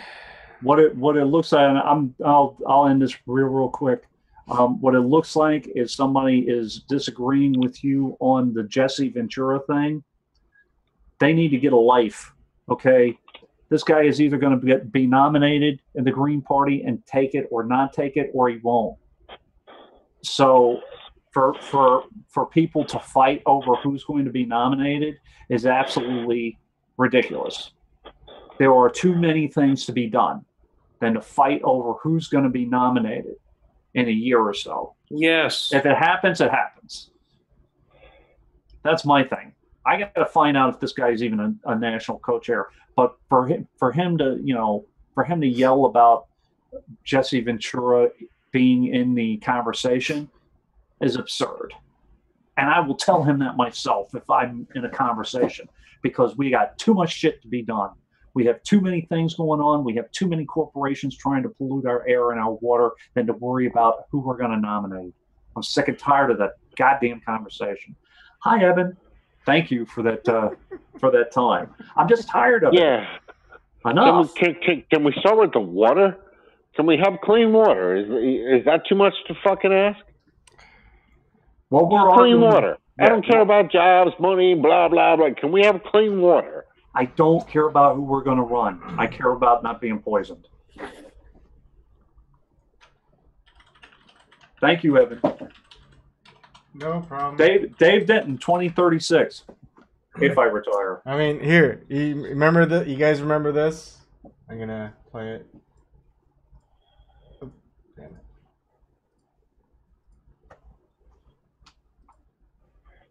I thought water would be a hit, man. NA is only $69 for Father's Day, and with twice the detail of other tests, it can. Oh yeah, that Ancestry.com was. WHO report that listed several chemicals as potentially cancer-causing, including glyphosate, found in the popular weed killer Roundup. Now, in an interview for an upcoming French documentary, a Canadian scientist has been caught in an Aaron Brockovich-like moment when he's asked to defend that chemical against links to cancer rates in Argentina. We already know this, or at least I hope some of us know this. That Jesus glyphosate Christ. in Argentina is causing increases in cancer. You can drink a whole quart of it.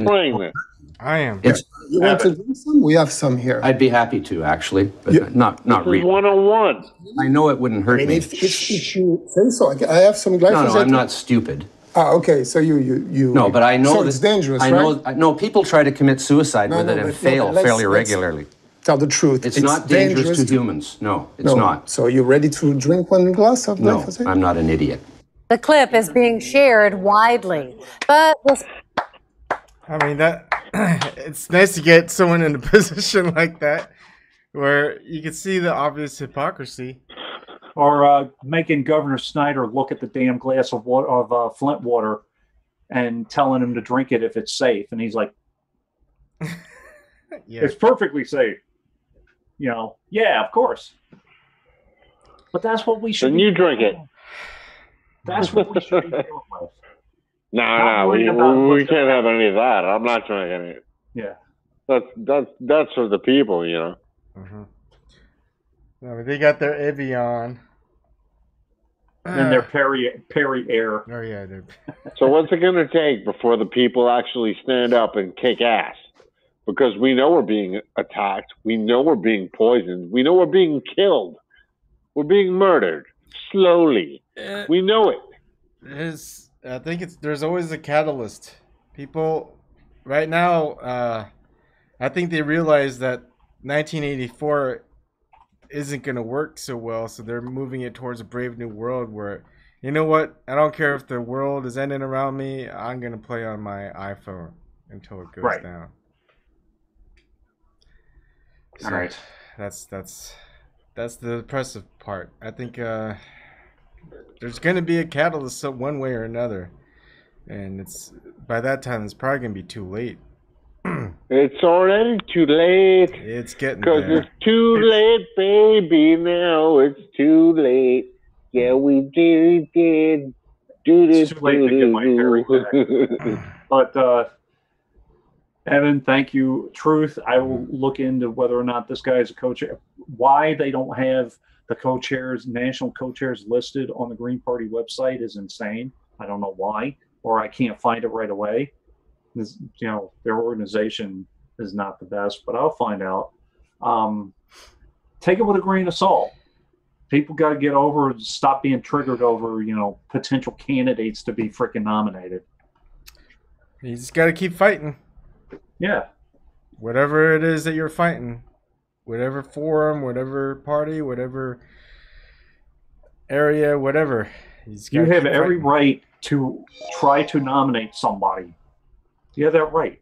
And if they either choose not to do it or they don't get nominated, so be it. But at least you gave it a shot. All right. Peace. Good night, everybody. Good night there, Ryan.